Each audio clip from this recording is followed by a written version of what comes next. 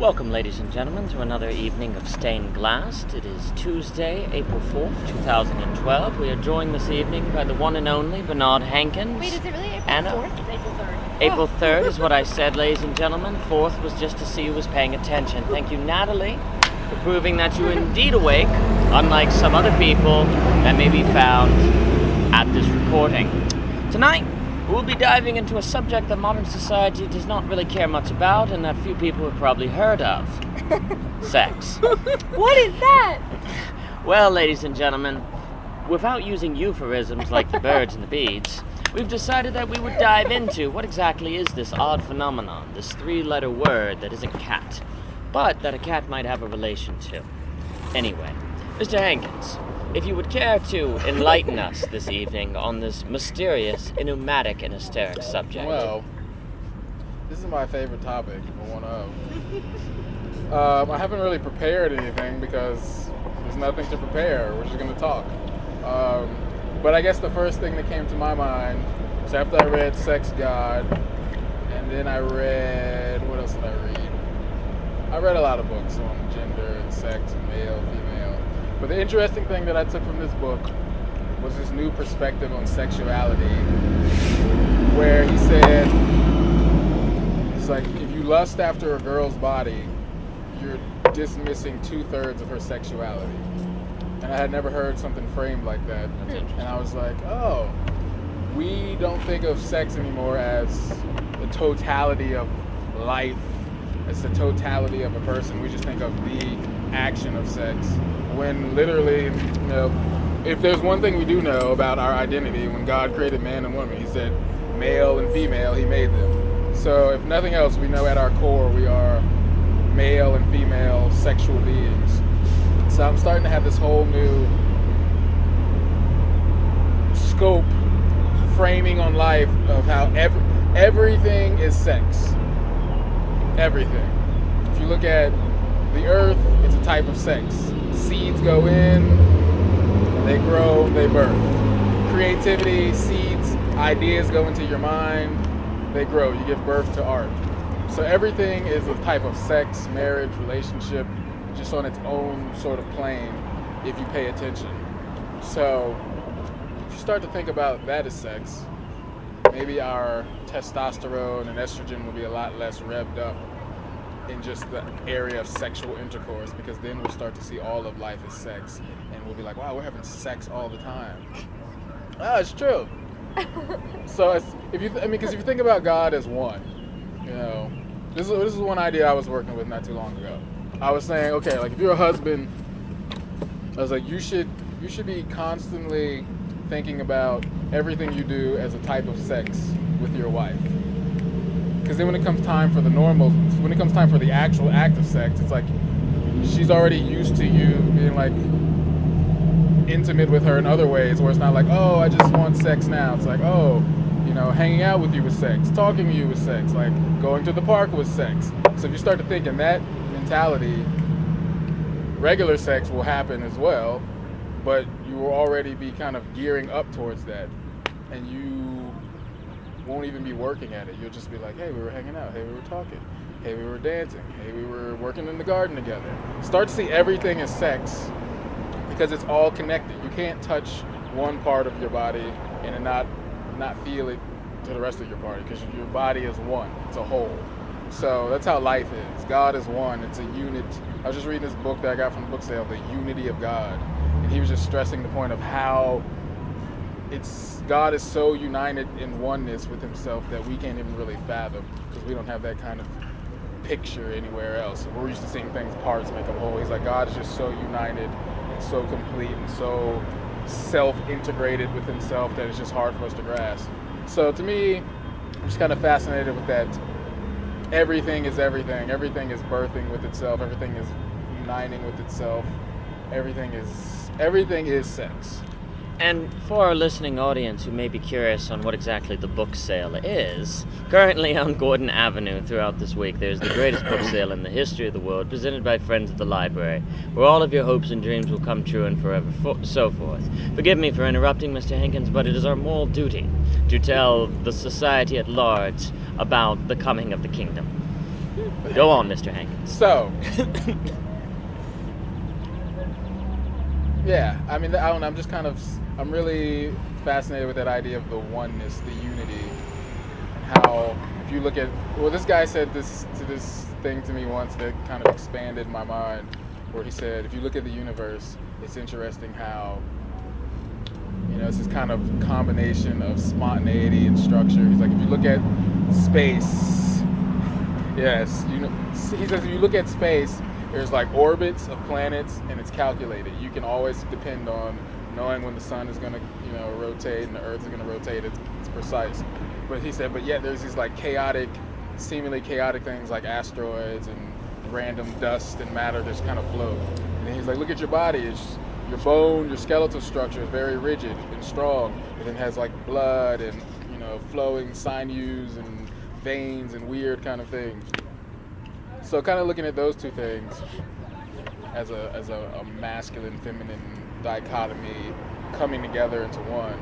I'm starting to think about the universe as a whole as just sex with itself. Everything has a counterpart that's always coming together to birth the third thing. There's always man and woman, child. You have like introvert, extrovert kind of come together and they form like a new person. You have music coming together, notes. Everything is a birth. And for birth to happen, you have to have sex. So I don't know, I'm just kind of fascinated now with, because this other idea, like me, Daniel, and Kenny have been talking about, is like, will there be sex in heaven? And so then, you're cracking up already. Sorry, I'm just like, imagine. It's bad mental image. No, it's a good question. Well, Peter Kraft, he has this whole thing where he says, on the most basic level, since there will be man and woman, yes, in that sense at least, there will be sex in heaven. Then he goes on to talk about the whole way the word sex and gender have kind of devolved, and they used to use the word sex, and now we use gender, blah, blah, blah. Well, blah. I mean, embedded in language, when you had in Latin your masculine, feminine, Greek, all of that, was the concept that every entity in the universe, and the universe as a whole, had a sex.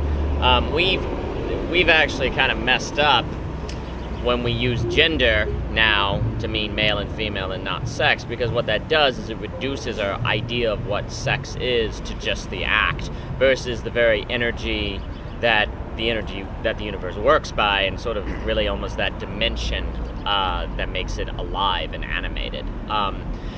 I mean, like he gets in sex God here. I mean, God very much is like, sex is like very much part of the plan, very much part of how the universe is to operate and to work, and it's embedded into every tree, every animal, every act. And the problem is, when you reduce sex to just an act, you really emphasize that one act, you think that you're revering sex and that you're liberating sex and that you're making sex more important, like in our recent sexual revolutions, but ironically you're actually reducing it and strangling it. And to your point about if you viewed everything as sex, you wouldn't create these hierarchies of, oh, well, I'm only loving my wife, or it's only fun when we're having the act of sex. You would view everything as it. And you would stop getting rid of these hierarchies of, sex is better than in the garden, or going to the restaurant is not as good as a sexual act. Everything would just be as wonderful and have that same life, and it would spread throughout it. Because then, also what happens, when you put so much emphasis on the sex act, it makes the sex acts very difficult for people. There's this book that I gave to you, as you read, Real Sex. I think they force everyone at the study center to read it, about how what ends up happening is when the sex becomes this untalkable, sort of unknown thing, people, it always has to be the right moment. They don't know how to approach it. It's awkward. Then they feel terrible afterwards. And then sex has all this dirty connotation. So then even a Christian who's married, it will take them 2 years to actually believe that having sex is okay and that they're not compromising their beliefs in Christianity, which is terrible. And that's all the church's fault for not talking about sex. So this kind of idea that everything is sex would very much keep that from happening. And also, again, if you look at the use of language in all societies until the sexual revolution, when we got really smart about sex, irony, everyone, irony, sarcasm, had this understanding of sex being the very nature of the universe. And that's all from Kreeft, because he's brilliant. I mean, I just think about, and I think you have to redefine the word sexuality, because nowadays when you use the word sexuality, it always has like that seductive, like if you see a TV show, it's like sexuality. It's like the word itself has a radio voice. You gotta do that. Yeah, you do, right? It's just like I heard a preacher say once, the word sensuality, he says, is often used in that same context. He says, but when the Bible's talking about sensual, it didn't mean just sex. It meant the senses. Yeah, that's right. Like literally the 5 senses. But, so I've been thinking about sexuality in the past couple of years about, like one of the images that comes to mind is just how seeds are planted into the earth. And then I was talking to my friend about this idea, and he told me about this book about how the universe was formed. And he said the universe had basically 2 components, where with every, I forgot what was being created, maybe galaxies or something, but he said there had to be like a field which to receive, and then there was a thing that went into the field. So like with everything in life, there's a receiving and a giving. You know, the plants, science has, you know, different things with frequencies, receiving, giving, people, receiving, giving. Even a conversation is sexual in that I'm talking, it's very active, it's going out, you're listening, you're birthing ideas in your mind, you're having a baby, and then you're spitting out words. And I'm like, everything literally has a component of give and receive and union and connectedness. So yeah, just, I don't know, that's just been fascinating me lately. And once you start to see that, it's not just sexuality as what we've made it. Right. You start to look everywhere, and it makes things richer. When you're making music, you start to think about, see, this whole thing that I've processed have been writing. So now when I think about like even a collaboration between 2 artists, I'm like, that in a sense is a marriage, because you're giving something of yourself and they're giving something of themselves, and you're forming something new, right. And you're giving birth to something. And it very much has connotations of a real marriage, because once you sort of connect with that person, there's no going back. I mean, if you try to divorce that collaboration, there's going to be some kind of pain involved, even if it's just like, oh, I used to hang out with that person and I don't anymore. Right. So it's obviously not as the same magnitude as the actual divorce. But yeah, I don't know, it's just been interesting with this whole like seed planting, birth, growth, right. Giving, receiving. Well, I think another problem that has resulted in our miscued understanding of sex to a smaller version than what you're describing is actually because we've forgotten the whole point of sex, which is the most obvious point in the whole world. The point of sex is to make children, to create something. Like right now, when you say sex, you think of just the act in of itself and not of its like telos, so its point. Like sex becomes a thing in its own. We have sacrificed sort of the emphasis on the idea of the reason you have sex. Not that I'm saying that every sex act necessarily has to be one that procreates, but the whole point is that you're giving yourself up to another in order to create a new thing at some point, or something like that. Or, you know, I'm not, if a family chooses not to have children, so be it. But I don't think it's by chance that your collapse of your family comes at the same time as your emphasis in sexuality being on the sex act from the creating a family, creating something. Now, if you had that understanding of sex, or kind of kept in focus that it is a creative act, all the things you're describing, where 2 people come together and create a musical idea, or 2 people have a conversation and birth ideas in their head, or somebody plants a seed into the ground and grows a new tree, people would see that more readily. But once you just get introduced to the sex act and all our sitcoms and novels and all of these things, we lose that. And it's to the detriment of sex as well. So many, I think a great case study to see the horrific effects of this redefinition of sex, because I would argue you're actually just taking it back to as it should be properly understood, that we in our great enlightenment have forgotten. Just read all the modern novels. Your Freedom, your Corrections by Franzen, your 266 by Bolaño, Watchbird Chronicles by all the Japanese guys. These books are full of lots of sex scenes and people that are absolutely miserable, families that are completely broken and they're unbelievably tragic and sad. but they're constantly full of sex, but the sex actually becomes a horror.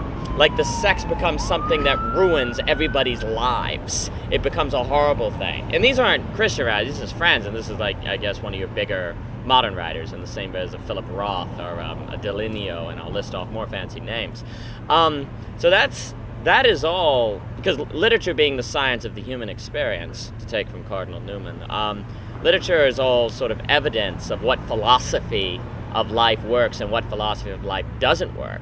So this philosophy and definition of sex that we now have in the modern culture instead of yours, all of your books and literature are showing, is horrible and unbelievably destructive. And that's because we've forgotten that the point of sex is to invest and to create, to give yourself up entirely to another so something more can be realized. Hi, Joanna, you're super cool.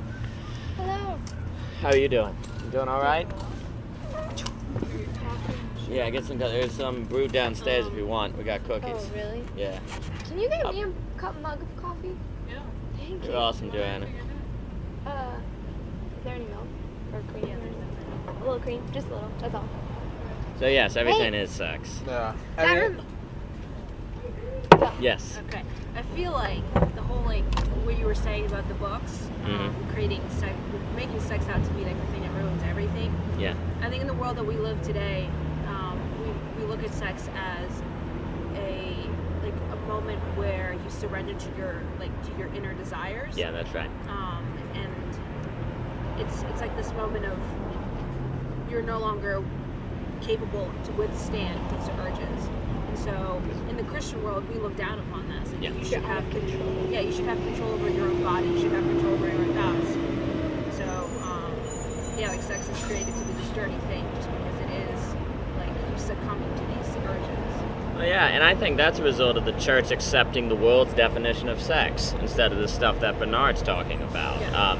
When that's your definition of sex, and then you have some poor readings of First Corinthians 7 and some other parts in the Bible, that happens. It becomes a very dirty thing, and it becomes bad, and then you don't talk about it. And then by not talking about it, everyone in the Christian community is like, well, what are we supposed to think about sex then? And then they're confused, they have no guidance, and so they fall into the pit traps of the world. Because you're always going to form some idea of a given thing, and if the church is not saying anything about it, then all of the Christians are like, well, it must be dirty and evil then. That's why they don't talk about it. When actually they don't talk about it because they're scared or afraid or they don't know what to say. Joanna, you're super cool. Or they're afraid of offending someone or being politically incorrect and what have you. That's kind of like, I like this idea of, I think one of the two of you just mentioned, that it's this whole other dimension. Did someone say that? Or, because in my mind, it's sort of like we're ignoring this whole side of us.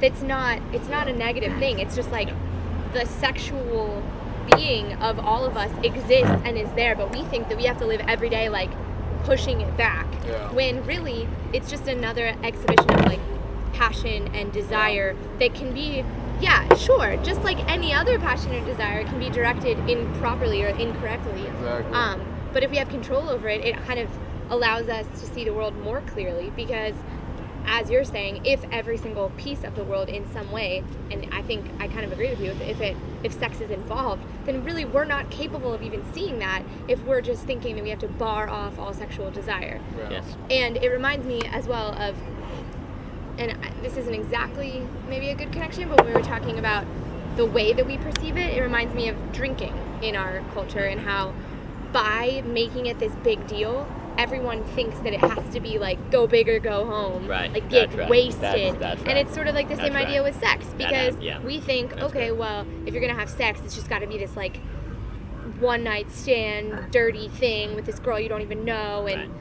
it's like, no, it can be just like having a drink with friends. It can be this very good thing, but yet we've decided to twist it and tweak it and make it evil and wrong, and therefore everyone wants it in this particular way that is very limited. Oh yeah, and also, the idea of, well, why should I hold in my sexual urges? If I want to sleep with this girl, why can't I do it, on this Friday night and things like that.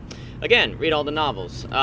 See what happens when you give over. Yeah. You're miserable the next day. You hate yourself. And then you do it again to make the pain go away. And then you have all these terrible... when those barbaric Jewish writers were saying, wait till marriage, they know darn well what happens if you don't. You're depressed. You're miserable. They are watching. We act like... I'm going to get on a soapbox. That's shocking, right? I'm usually always on a soapbox, but we act like these people who wrote in the Bible to restrain your sexual urges, wait till marriage, there's nothing, and all of that, they just didn't get it. Yeah. They're surrounded by pagan cultures that would make our hookup culture look tame. Okay, these people are sleeping with animals, they're sleeping with everyone, orgies are going everywhere. They have seen what happens when you have a hookup culture, and they know that it ruins everyone's lives. They know that STDs spread like crazy. They've seen the epidemics, they see the emotional collapse, they see how sexuality gets reduced into something that is an evil rather than a force for good, and they see how people that wait till marriage have better sex, and sex becomes a good thing. Sex, it's not by chance that when you start having premarital sex and all of this sex outside of marriage that sex becomes dirty as well, because everyone's experience of sex is dirty. Because the next day they're like, why did I do that? I hate myself. And it gets so then it becomes a dirty and terrible thing. All while someone then puts up an advertisement about how premarital sex is a right and you should be able to do it because you want to. Well, you should be able to commit suicide because you want to, but that doesn't mean you should. And the other thing about that is with a premarital sex, you can't know whether or not you should do it until you do it, and then it's too late. So you have to take the wisdom of barbaric Jewish people, I'm being sarcastic, to keep yourself from doing that. So, that goes hand in hand with it as well. The barbarians writing the Bible, they knew about all this stuff. And maybe the pagans were a little more moral than we are, because at least they identified what they were doing was wrong. We say it's a right. Okay, can I say something? Of course you can. Oh my gosh. So, this makes me realize, Anna. remember, because I think you just kind of articulated the reason, and I do this all the time because I have many reasons, but part of the reason why I love being... And by being an English major, that's like a small way of saying I love literature, because it's like I can experience, like you learn the wisdom from the people, because you're empathizing, you're sympathizing, you're experiencing the world through the eyes of this person who isn't you, and you can sort of make their mistake with them in the book. That's right. And then observe the result. So you learn so much by walking alongside of these people, which, granted, sure, it's not the only way to learn that. And in other cultures, they were more oral. Grandparents would sit down, and I'm sure people still do this, but my family's not like this. I have to beg my parents, my grandparents for stories of themselves. And yeah, you can learn from those people, but when we don't have role models or people who can show us their mistakes, we can turn to literature and see it played out. And then it's like this detective story where you're trying to find your identity, and they become all your friends, because it's like I am experiencing the world through them. So there's a sex there. You're giving yourself over to the text, and you create your identity while it's happening. No, that's absolutely right.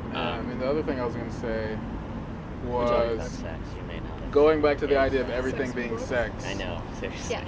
I also have been fascinated with seeing the parallels between sexuality, creativity, and work. Work is its own kind of sexual thing. I think, especially for me, I don't know, it just feels when I work, when I'm producing something, it just has this, because it is creative, so it is birthing something, if not a person, it's birthing a work, an idea, an experience, an event for some people. And that's also I hope this isn't taking it too far, but this idea of, when something is very fulfilling, it's literally you're full of it, which is it's like sex too. Yeah, no. And that's because I think if sexuality permeates everything, even when I think about truth and knowledge, truth penetrates your mind. Everything has this phallic imagery. Truth penetrates your mind. Things fill, you're saying, they fill your heart, and you become satisfied.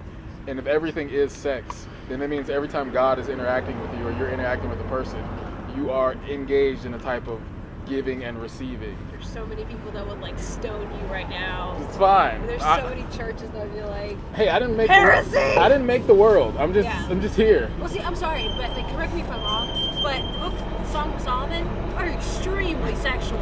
Yeah. No. No. Not at all. Totally wrong. Absolutely. Just metaphors. Right. The whole bride of Christ. Dude. Just Yeah. metaphor. Hey, to that image, I mean, no, that what he just said is a popular image in the Epistle and the Syrian and a lot of the old hymns. Because if God's the Father, we're all women. That's the thing. Like the feminist movement will say, like, if God is a father, that's really disempowering to women. No. What that thus means is that we, like Bernard and I as men, have to be like a woman to God and receive Him. The whole world suddenly becomes a woman to God. Oh yeah, we're all a woman. So like, Bride so of then Christ. we all have to receive from Him. So it's like unbelievably empowering to women to say that God is the Father, because then all of the men have to start not being jerks and deuces, because our masculinity then is kind of like transformed by our relation to God. And that was a huge understanding in the early church. And of course, they're mixing together. Then they're saying you're all sons of God and things like that. But we have to understand when it says sons, it's not really referring to the idea of you being males. It's saying you get the inheritance of God, which to all of the women who never got inherit anything back then, this would knock them out of their chairs. They're like, you're telling me I finally get to inherit something because my brothers get everything. It's unbelievably empowering to women. And especially when Jesus comes. Jesus ain't no Aeneid. He's no who am I? Jesus is no someone from the Odyssey, Ulysses. Who am I? Achilles. He's not this masculine Roman hero that's killing everyone. He's very feminine, and he's like coming up and very, very feminine in what he's telling all the men to do. Someone hits you on the cheek, give them your other cheek. Love your neighbor. Don't kill them. Can you imagine when the Christians show up in Rome and they've all know Homer and all of that real well, and this guy's they're being told to be the complete opposite of the Nietzschean Ubermensch. That's unbelievably feminine. So everything you're saying, that's absolutely right. I mean, I forgot who I heard preaching. Is like he was saying, if you look at the Genesis and Revelation, it starts and ends with marriage. Yep. It's like everything is all about this consummation. God being the pursuing of His bride for His son and fulfilling that, and there's going to be a wedding feast. So it's not like this is just something that we're making up. He is the one who's created His imagery. He's the one who's like, hey, man shall leave and cleave to his wife. And guess what? I'm coming back for a bride. And what do you do when you marry your bride? You have a honeymoon. You don't just like go sit down and watch TV. Like you consummate the marriage, and there's a birth. I don't know what that means. Like when we're birthing with God, but we're gonna birth something. Sex is right at the beginning of the Bible, when God's like, we shall make them in our own image and our likeness. Man and woman, we shall make them. That is huge. If the likeness of God is man and woman, that means man and woman is in God. That sex is in God. Now, you can't take that so far, but that merging, that oneness of sex and woman is in God. And that actually gets into like the image of God being unity, and the way that we experience that unity is in sort of marriage and creating a family, because that's all a sacrament of God. And then the command is be fruitful and multiply. So I mean, sex is right at the center of the Bible. But those guys didn't know what they were talking about, so whatever. Crazy Jewish Moses people. What were you trying to say, Anna? I was going to say that would God ever command something that He would Himself would not do? So He commanded Oh, man right, and woman absolutely. to multiply. Having sex is part of the commandment. So would He ever? Like, I'm not saying that God is having sex, like physically, like multiplying. In a way, I mean, when he says, let there be light, he's multiplying himself into images and likenesses. But I understand what you're saying. It's not like our idea of the sexual act thing is not necessarily there. I mean, I think in a way, I cut you off, man. I'm really good at that. I mean, I guess it's going back to what we're saying is like sex. Like this is our view of sex, and God is like, you fools. Like I'm looking at everything all the time. Like you guys are missing out. You're focused on like this one time in the bed. He's like, I'm having sex when I'm walking down the street, because like literally everything is sex. So what you were saying, like he said in this book, which I thought was interesting. He said, I know some people who are sexually active but are not sexual at all. But I know some people who are not sexually active, but who are extremely sexual. That's so right. then he goes on to talk about, he knows people who are like constantly having sex with people, but when you look at them, they're just dead. Yeah, You look in their eyes. right. But then he said that he knows this one woman who like rescues girls from, you know, like sex trafficking, and when you see her, she's like glowing, and her eyes are filled. So that helped me shape my, you know, idea of sexuality and being like, oh, it's like part of working. You know, it's not just the act. Because I was thinking about, like I was just saying, sexuality, creativity, and then work. So when people go to work all week and they exhaust themselves from these jobs that they don't like, there is a deficit of creative energy. There's a deficit, because to me, I think since everything is sex, that means everything within you is intertwined. So your sexuality with your identity, with your creativity, with your sense of work, like all those things, you can't separate them, even though people try to. So when you go to work and that creative expression is not let loose, that has an impact on your sexual urges too. So then what happens on Friday, people are just like, I didn't do anything all week. I'm gonna do everything possible. Come here, you now. And then they just like go. It's like, cause they have, it's like this reserve buildup physically. Because if you're a spiritual, physical, and if you have spiritual, mental, physical faculties, and you don't healthily express them, they're going to build up, and then you're going to express them in an unhealthy way. So if you're not creating, which is a type of sexual energy, you find a new way to create. You're like, oh, I know what I'm going to create. A lot of chaos. Or babies. STDs. It's gonna come out. That's the thing. It's like, it's gonna come out. Oh, yeah. The question is just how and when. Oh, it can come out violently. I mean, unfortunately, a lot of times. But see, there you go. That was so well timed. That sort of screaming and That all guy, of no that sex. can be violence, all of that. And you know, it's so odd. You know, Freud, in his vast brilliance, everyone I do tend to be sarcastic who's listening. Right. He said, in essence, pretty much all human problems is sex repression. Thomas Merton in The Seven-Story Mountain, he's like, sex repression, that's it, really? It's like, so all I gotta do is go and sleep with as many people as possible, and then I'll be happy. He's like, I did that, and now I'm miserable. It's not sex repression, it's sex reinvention that you need.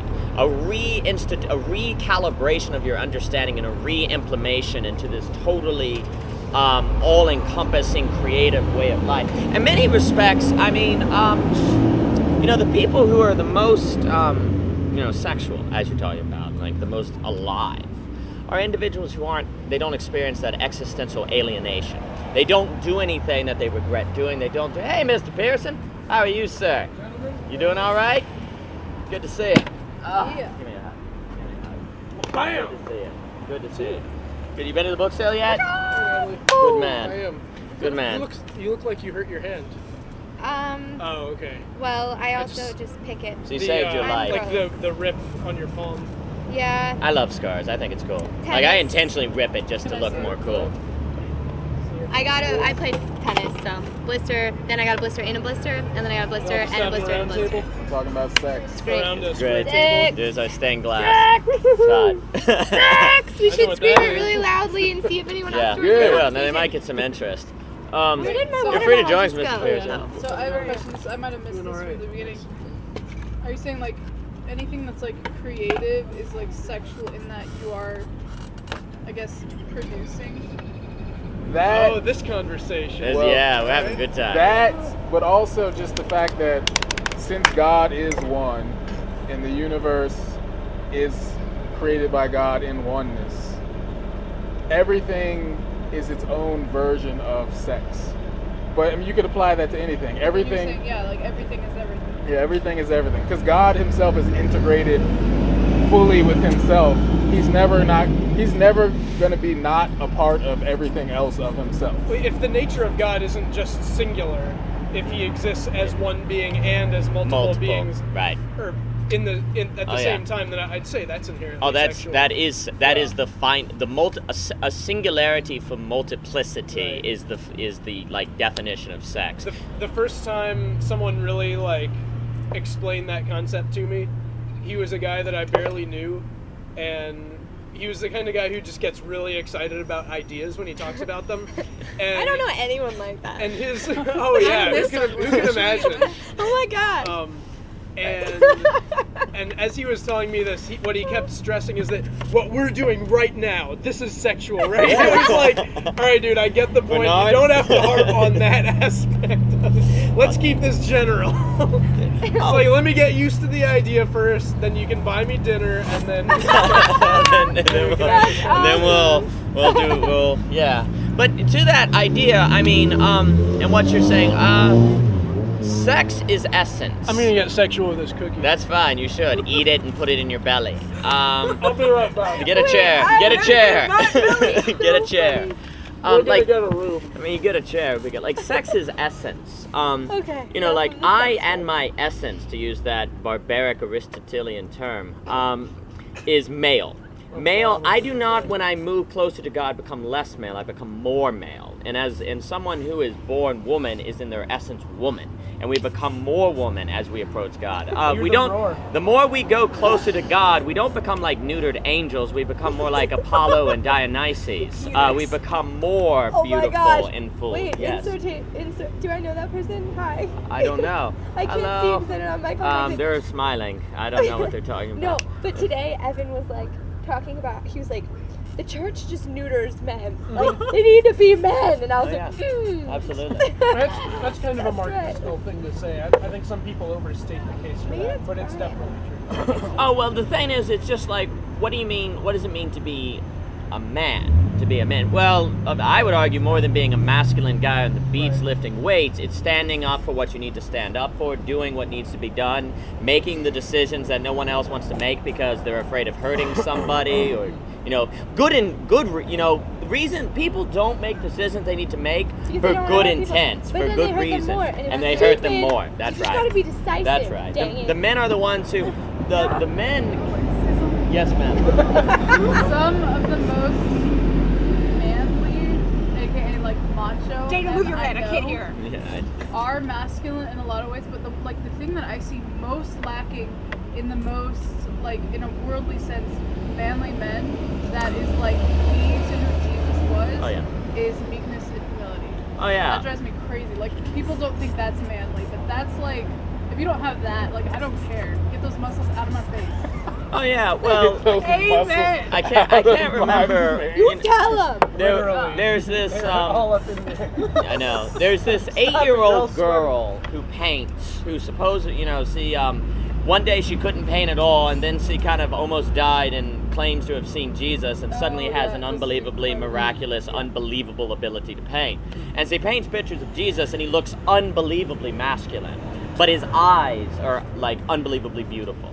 So like unbelievably feminine. So like a very, he looks very masculine, but his eyes are very, very feminine. Sees the world. They're just very bright, and I just thought this was a beautiful sort of synthesis of those concepts. Yeah. Well, I mean, you have we probably talked about this before, like the lion and the lamb. That's Jesus right. is both.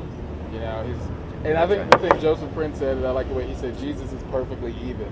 He's like, Jesus will smile at you but convict you.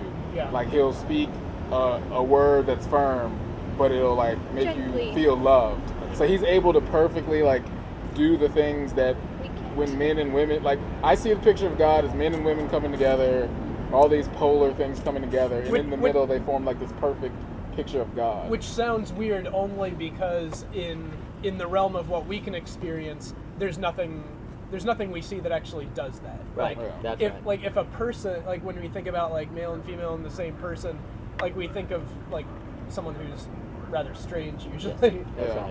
right. Well, to those dichotomies that you're describing, to kind of take from some Caputo, but also to use in C.S. Lewis's The Lion, Witch, and the Wardrobe. Not that Caputo. It's the image of the lion acting like a lamb.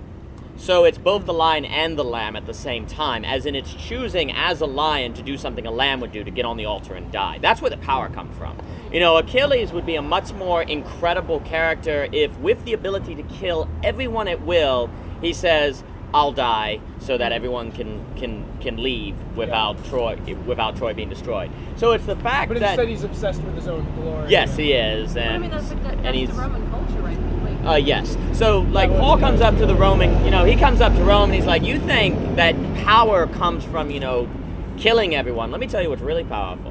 When you have an unbelievable amount of power and you sacrifice yourself for the cause, because everyone knows that you could go out and kill everyone, and the fact that you don't is what makes it not only change the thing you're trying to changes, and at the same time you change people's hearts. Look, it's like this past Sunday at All Souls, the New Testament reading was Philippians 2:5-11 about how Jesus didn't consider equality with God something to be, most translations say something to be grasped. The one that we read, I don't know which translation it was, said something to be exploited. That's I right. thought was really interesting, or like Absolutely. clung to. That's right. That's right. And I think by the Achilles mentality, equality with God, which he didn't quite have equality, but he certainly had a lot. He was a lot closer than most Yes, people. absolutely. And according to the myth, like in his mind, it was absolutely something to be exploited. Oh, Achilles, absolutely. And like he had every right to. Oh yeah, and he was also selfish. He's like, I'm not fighting with you people until his cousin gets killed, Right. and then he's ballistic. And two, Cousin/boyfriend. but yeah, I know. It's when you see what Jesus' power comes when you look at him hanging on the cross and know that if he just uttered a word, 10,000 angels would appear and slaughter all of mankind. Right. The knowing that it's not because Jesus can't come down from the cross, it's knowing that he can and that he doesn't. That he's doing something feminine as ultimate masculine, to sort of bring those ideas together. Like when we say Jesus is the lion and the lamb, we say Jesus is a lion who, for our sake, does something a lamb does. So you can see how those two things can exist together, and that's where the power comes from. If a lion just does what a lion does, well, duh, that's what a lion does. If a lamb does what a lamb does, so be it. That's just what a lamb does. But the power comes when a lion does what a lamb does. That's when not only, societies are changed forever, but hearts are changed. That's where the power comes from. So the thing that makes a man, like you're describing, really masculine is when they do have the ability they're strong and they're stern and they're very, very masculine, and then they choose to be meek. And then you have that feminine masculine combination that's so powerful. Well, yeah, I mean, because it's actually, and I don't even think it's necessary just because of the he could, but he chooses not to. It just really proves more of how you really are in control. Yes. That I don't have to prove to you my That's strength. right. True strength is also really just rest. Like if you're a king, I drew this picture the other day of a king going out to the country being like, hey, I'm in charge, right? I'm in charge. I'm in charge. Ridiculous. I'm in charge. Everybody, I'm in charge. It's like you're wearing yourself out. But a true king is just on a throne. He's like, yeah, I know I'm in charge. And that picture sounds ridiculous, and we may not see it happen exactly like that, but we do see it happen with guys like Herod, who would just do awful, ridiculous things to try to cling to their power. That's right. And we see it all the time. I mean, you're having a conversation with the insecurity in colleges. You're like, I've got a 4.0, right? It's like, I'm smart, right? I did 5 papers last night. I'm more busy than you. That insecurity act is going on all the time. People are constantly telling one another, well, this summer I went to Oxford, which, there's a difference between saying that because someone's interested in saying that because you have insecurities about your character and you want them to confirm you. Or you'll do it when you say, well, I know Bob, and Bob's this really important people, and you're vicariously getting value by valuing Bob. So that thing you're talking about, the one who's really is the guy who doesn't do that. But everybody knows who really is the guy that has their stuff together. That everyone knows it, and the guy who really has their stuff together knows everybody knows it, and he doesn't really care because the reason he has his stuff together is because he doesn't care. So he's doing so much. So the fact that Jesus is not going, he's like, nah, I'm leaving. I'm not talking to you. He'll leave the crowds. He'll constantly just be going around. He'll do a miracle and then be like, don't tell anyone. Because he doesn't want people to come unto him. It's like he's not spreading his fame. He wants people to come unto him, not because he's the Son of God, but because he's Jesus, because they have faith in him. Not because it's like, what can I get out of knowing Jesus, but in believing that he is the one. And so, the other thing I was talking with my friend, and we get into like all these scientific discussions about the universe.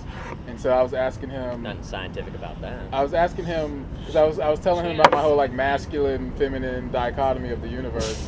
So I asked him to give me a parallel for something in the universe, and he said, "Oh, it's like gravity. You know, gravity is kind of feminine, and that's like draws you in." And so I was thinking, well, like what you're saying is like it has to do with free will, and Jesus is like, I want you to want me because you want me, not because of my confidence and force, but like I want to like seduce you, and so like it's like he wants you to be drawn in because he knows his beauty is beautiful, and he knows that if you see it, you will kind of, in a sense, not be able to resist it. So he has to kind of veil himself and hide it so that you're still drawn in, but you're doing it because. So it's like, yeah, he goes throughout the city. He's like, he wants you to want him because you want him. Period.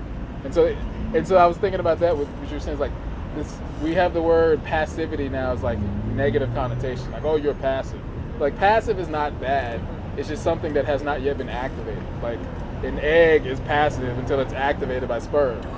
But it's not. Yeah, it's not like, oh, you stupid women with your eggs. You know, get it together. Start getting those things swimming. Yeah, it's like no, like they just are like it's just God has made it codependent. The sperm needs the egg needs the sperm. That's how life comes. It's not like a weak thing.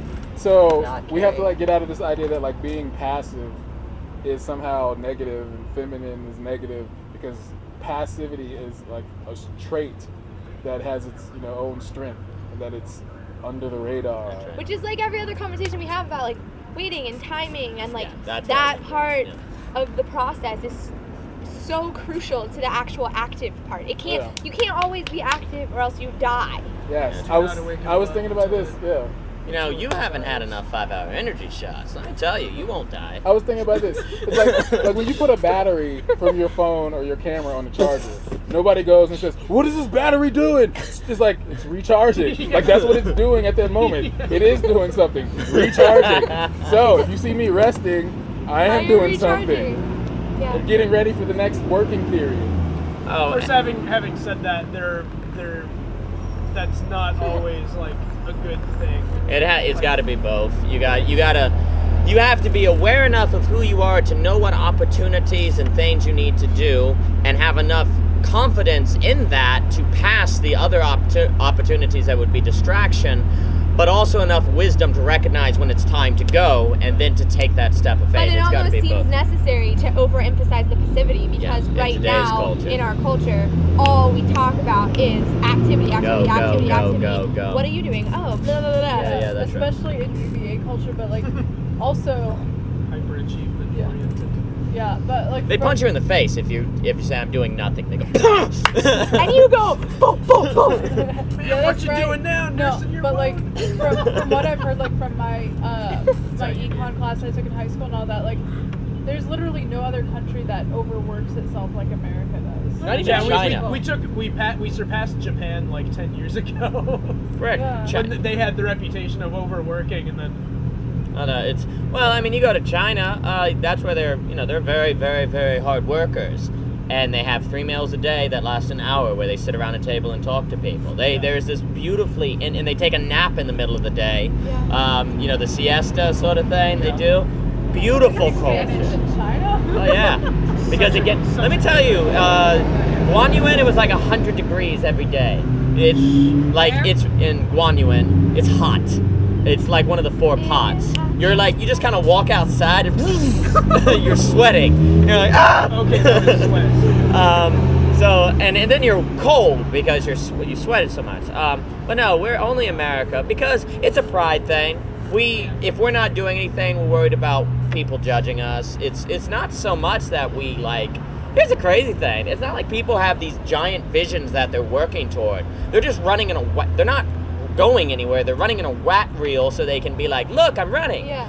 It's not like they're going to the top of a summit so they can see greater distances. They're running in a track so that they're running and think they're not lazy. I just, this weekend, this girl who played club tennis with me came back to visit UVA, and I ran into her, and she went to she was in the comm school. She's working in DC. I don't remember exactly what she's doing, but I was asking her how her job was, and she said the hours suck, and I was like, what are they? And she said she works from 9 a.m. to 1 a.m.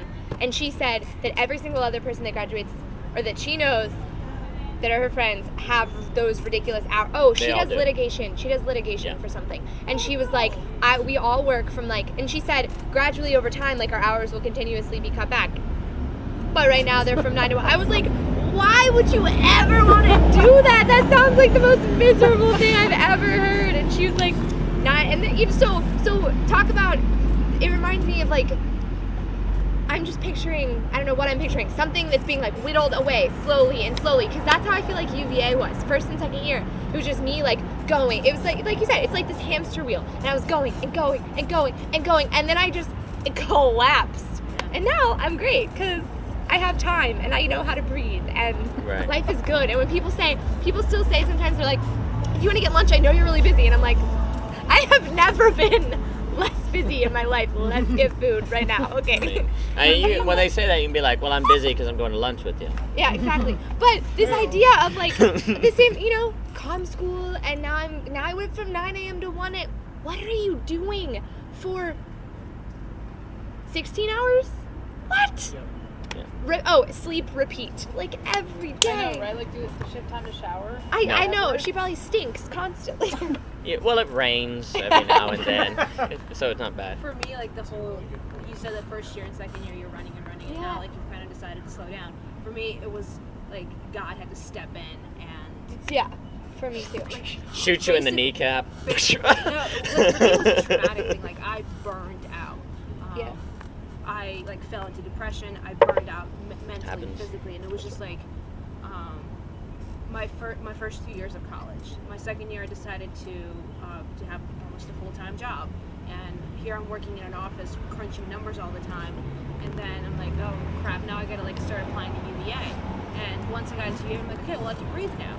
And at one point, I was just people would be like, hey, do you want to hang out? I'm like, I don't want to. No, like I have no energy whatsoever to hang out with you. And I would feel bad. I'm like, I'm sleeping. I could sleep the entire weekend, but I would still be tired at the end of it. Yep. And I would get up and I'm like, oh, people, human beings. Right. Disperse. That game of I like to call it the social obligations.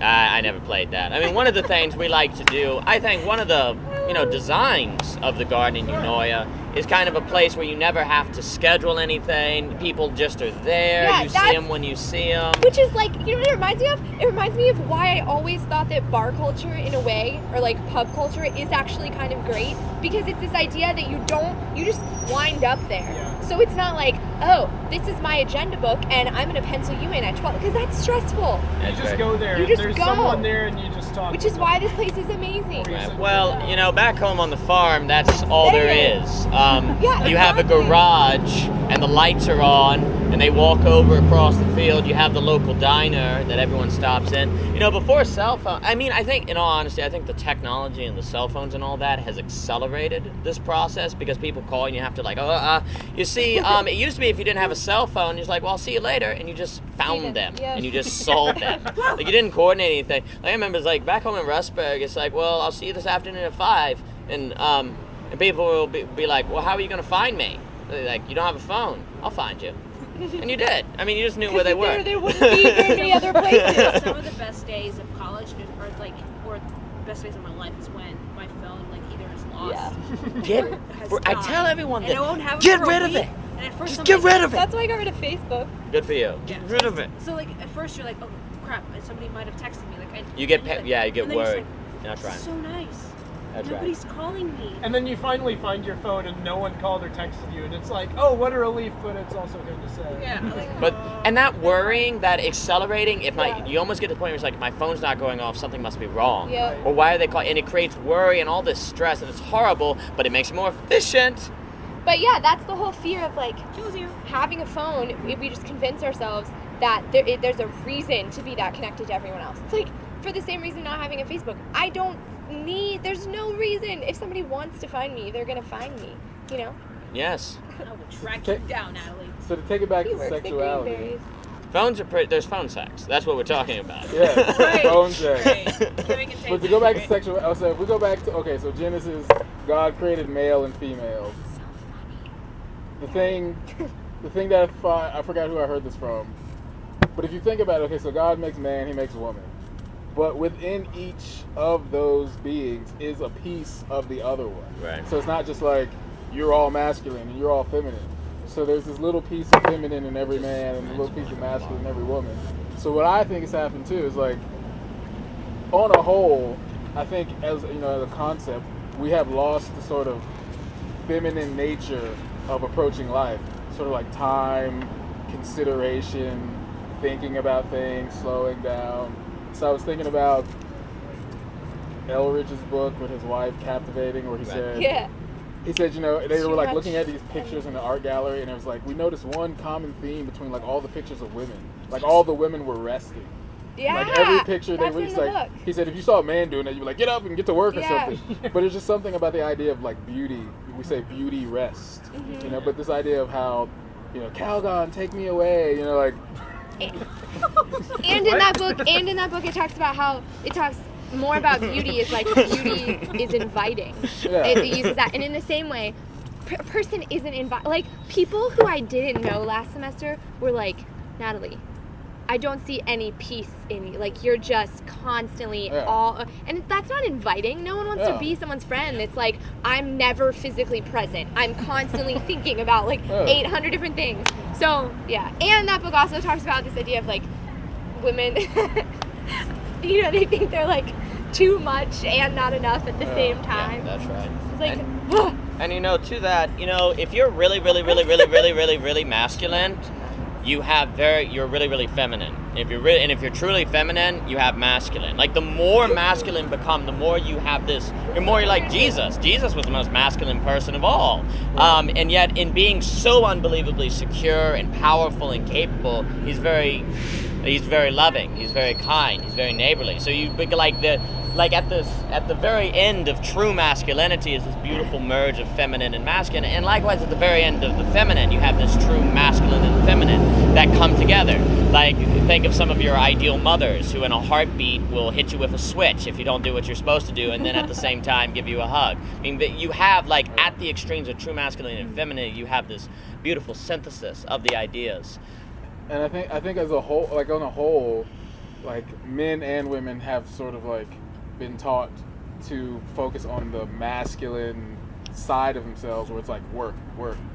Like even if you're a woman, you're like work, and that part of you that's like, hey, what about time for myself and the things that I enjoy and self-care is like, no, you gotta work. I'm not sure if I would call those necessarily masculine or feminine Traits. aspects or traits. Yeah. The work sort of thing. Right, like work versus like Rest. taking care of yourself. Like it's definitely a dichotomy, but I don't know if I'd call that a male. I mean, I would call it male. See, the problem is when you say masculine and feminine, the context is already too heavily like associated with men and women. But when I say masculine and feminine, I'm thinking more of like there's a seed, there's the earth. There's a seed, there's an egg. There's like an active, there's a passive. There's a giving, there's a receiving. So I think there's a part of us that desires to work, create, go out, and there's a part of us that desires to rest, take in, recharge.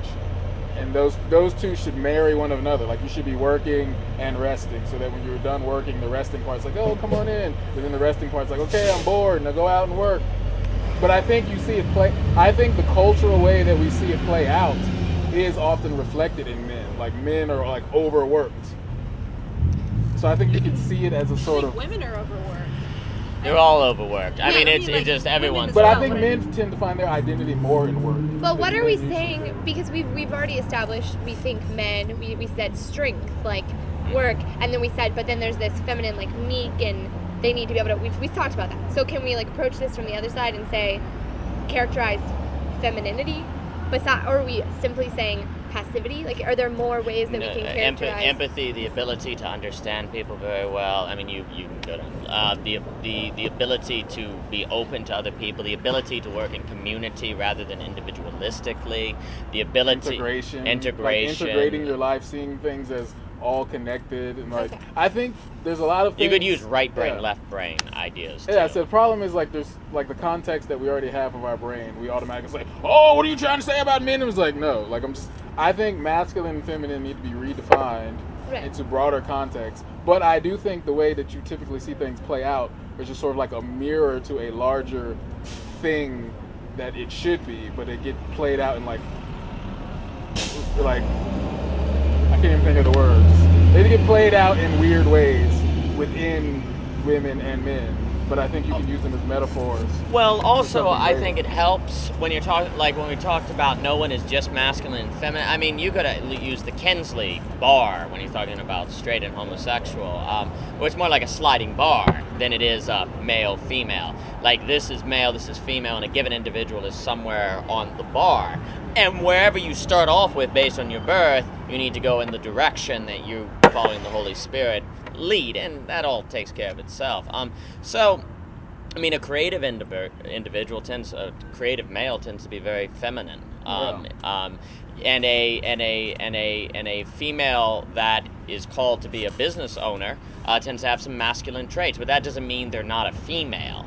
It's more of the emphasis. Everyone actually kind of needs to. It's more like a circle, almost than a bar, I want to say, where everyone needs to go in the direction that is at their essence. And I'll bring that back up because I didn't finish that point, so that they become very, very similar, and yet maintain their difference. And to explain that concept, the modern society wants to unify the males and the females by erasing the sexual differences, pretending like they don't exist, which actually just alienates everybody. It makes everyone miserable. There's a great article on Where Have All the Good Men Gone about how the culture of feminism and masculine has resulted in men being adolescents till they're 30 years old. And then women can't find a male that they want to marry because all the men are immature. But then I sent you that article that was on Cracked because every now and then Cracked has some amazing articles really do. about how males feel as if they've been betrayed. They got this whole story from when they were a kid about how they're going to find the woman they want to love and how they... That's like why men have been taught to hate women. Yes, that's right. It's a brilliant article. Why men have been taught to hate. That's right. So all of that has happened in our good intent of unifying the sexes that have given rise to then this double resentment where women feel like they're victims and then men feel like they're victims and both are victims, and so they just get really angry at one another, which is a phenomenon that happens all the time. Wait. So men, they feel like they... Is it saying that men feel like they can't find like a woman? There's like 5 really amazing. It's really amazing. Do you remember which of their columnists wrote it? 5 ways modern men are trained to hate women on crack.com. Yeah, it's a brilliant article. And Natalie, send it to Eric. Send it to Joanna. I can find it. It's brilliant. It's Google more like you have this sort of women. story that you're supposed to be the man of the family, and you grow up to try to do that, and then women hate you for doing it. And you're like, what? I'm just doing the best I possibly can. You have this where you're trying to treat women like gentlemen, trying to look after them, and then when you do it, it's like, I don't need your help. And it's like, really, you're like, what the heck do I do? Yeah. Also, there's this culture where men with their sexual urges, the way their brain is designed is they really don't have much control over it. It bypasses reason. You'll have individuals who have an erection or sexual fantasies without even realizing it. It's at the forefront. So then when all the women are going around dressing sexually and like kind of leading them on, men feel helpless. They feel like they're just being led into almost like that cougar image. And then that, women get pissed off for being objectified. that's right. But women don't. But Yeah, men, we if were told that society owed us a hot girl. that's right, and it goes down. It's a great article. And then men like there's a part where he's talking about he's at a funeral and a girl has wore a sexual looking outfit, The fourth one is and then he can't help but think about like how sexy she is, and he gets pissed off because he's supposed to be like happy about the funeral. But he can't, to be thanking and mourning Happy about the funeral? Well, to be focused on the funeral, to be mourning about the death of his grandmother. But he can't do it because this inconsiderate woman has come dressed like that. But then society is telling women that you need to express your body and to not be ashamed of your body, and that if you're ashamed of your body, you're not doing what you're supposed to do. So then you get two forces that hate each other. What were you going to say? Okay. The whole like women being overly, what is the word? Objectified, sexualized, No, like they dress like sluts. yes, that's Is that the proper term? prostitutes. because you're either Harlots. because the way you dress is either going to be slutty or prudish. Well, no, the thing is, those are like, apparently Those are only the two options. options. That's right. I feel like with what we were saying about having that power but being meek, like women are told that they have the power to like handle these men and like they need to lead them on, and instead of being attractive by being meek and humble, they're like flaunting their bodies and they're like, look at me, and that's And then men can't help but look at them. Like, you know, you have the scene in the movies where the guy's always looking if she's wearing a low top. So they can't help it. Their brain will make them look down before it's not a rational choice. Right. There's no thinking. They just do it. And then women get mad and it's like, I'm up here.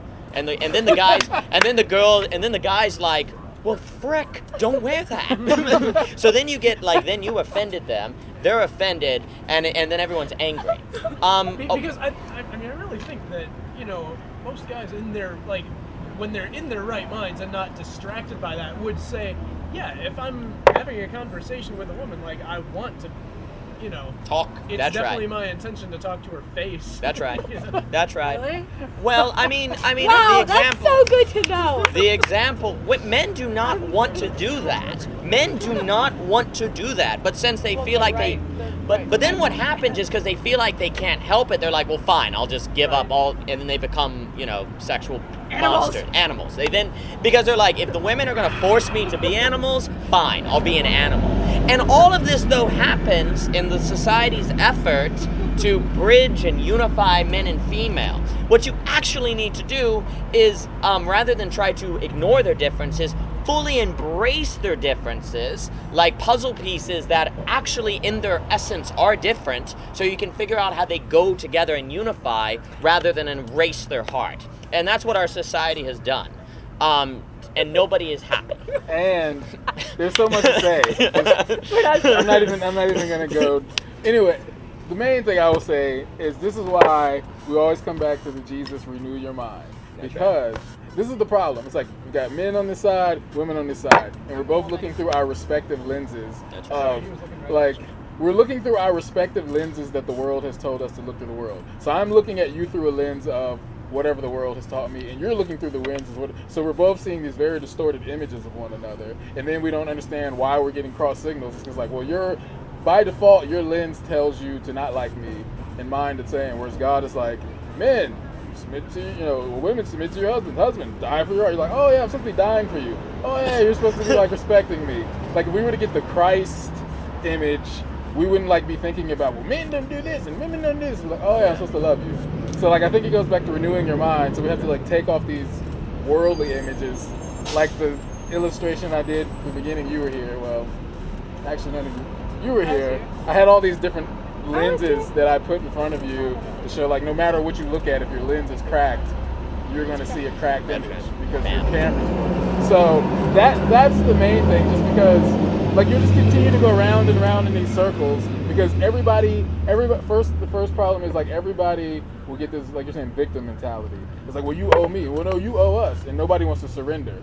And so even something that's supposed to be like, for instance, like, you know, talking about the way, you know, some women dress, it's like sexuality becomes this weapon. Tool. It's a tool. It's no That's longer just like, oh, it's my sexuality and it just sort of exists naturally. It's like, oh, you like this.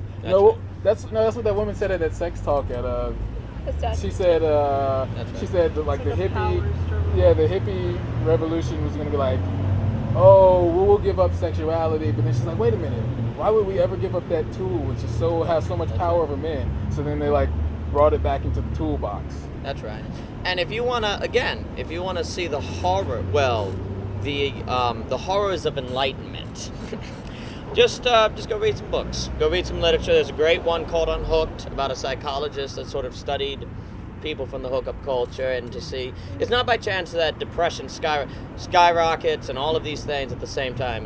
Since 1950, suicide rates have gone up 5,000% amongst teens. 5,000? Just teens. 5,000. So depression has gone up at least that much, and the premarital sex has gone up by similar numbers. Not by chance. The psychologist, you know, he's talking to a girl that says, well, and the psychologist asks her, I'll shut up after the example. Like, so what's the first thing you do when you think a guy likes you? And she's like, well, the first thing I do is I give him oral sex to find out if he's really interested in me, and go from there. And the psychologist is going, what? And the girl, what's so crazy is he's sitting there and he's going, yeah, isn't that what everyone does? And he's like, well, do you like it? And she's like, no, I hate it, but there's no other way to get a guy to like me.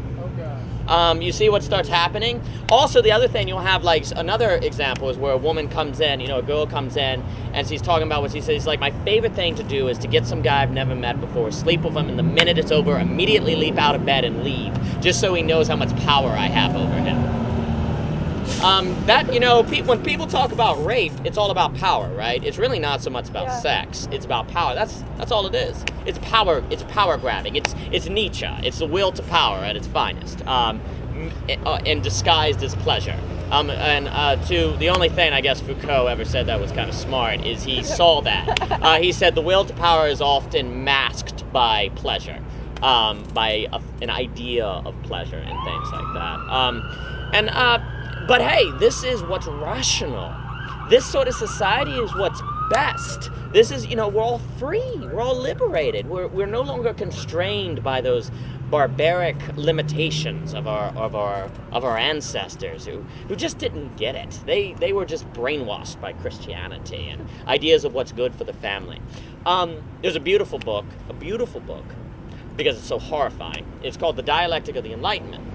And the study of it was by a man whose name I can't pronounce, but in essence it asked the question, was the Enlightenment beneficial to society? And the conclusion is World War I, World War II, Holocaust, and all the things like that happened because of the Enlightenment. Those things, the greatest horrors in modern society would not have happened had it not been for the Enlightenment. What was the name of this book? Dialectic of the Enlightenment. It's a book that intellectuals don't talk about. Because it's like proves it. It's like if you look at the notes of people like Hitler, if you look at like the Nazis, the more educated you were, the more rational you were, the higher the likelihood you became a Nazi, and the higher the likelihood you carried out the worst of all possible terrors. And that's an example of what happened when you're so left brain, when you're ultra left brain, when you're ultra masculine, to use those sort of ideas, and you have no empathy. Like the number one thing they trained, and Dickens in Hard Times, his thing is like facts, facts, facts. That's all you need to know and nothing else. And Dickens kind of critiques that as well. This is what happens when you have no empathy. Like the number one thing they're training you is to lose your empathy. That empathy is irrational. Kant's fault. It's all Kant's fault. And all of that. And that's just happening again. We just think we know what's best. Women should be exactly like men, do all the exact same things, and men should be exactly like women. They're not different. They don't have penises and they don't have vaginas. These are illusions. These are illusions. They don't exist. There are no fundamental differences between. Yeah, there's all projections. In the women's bathroom, and then when I get in trouble, I'm be like, what the heck? You discriminate. That's yeah. right. Oh, now I have 3 points. Crap. Okay. And I'll be like, I think. Now I have to think. I mean, there's the line that I think sums it up to take from that great book that everyone should read is, we're all the same kind of different. Oh, yeah. It's a great book about a modern slave through the 60s. It was incredible. What was your 3 points? Okay, first point. Women's bathroom for men. During the feminist movement, what is O'Connor? She was one of the judges. Mm-hmm. And basically, there was a court case for the feminist movement, and had that they wanted to pass a law, and had they passed that act, there would be no different you would have just one bathroom. Yeah. 1 point. 2 points. Number 2. Because that's productive. Apparently. Then the lines are twice. Crap, I'm forgetting the second point. It's fair. Oh, power. Girl that I met in my first year of college. She's not a believer at all. She was an atheist, and she was telling me about this guy that she was interested in. And she's like, I found out that he's a virgin. And she's like, yes, I want it. Yeah. I want his virginity. I want that power. Yeah. And I was like, what? Who are you? Sacrifice him on a stone. She's like, you know what? I need his blood so I can pass college. It's a game. It's a power game. Heck? Yeah, she's like, I want his virginity. That happens all the time. It's like a very sort of primal, weird, tribal sort of thing. How many can I rack up? That's all it is. Exactly. Everyone knows that virginity is a kind of gift. Okay? Even if they can't explain it. And it's Like, supposed to even go to if- your even wife. if their attitude about it is very cynical. That's they're right. They still- know. They know. Can we just pause to observe how this is the best time of day? Oh, it is. I love this or morning.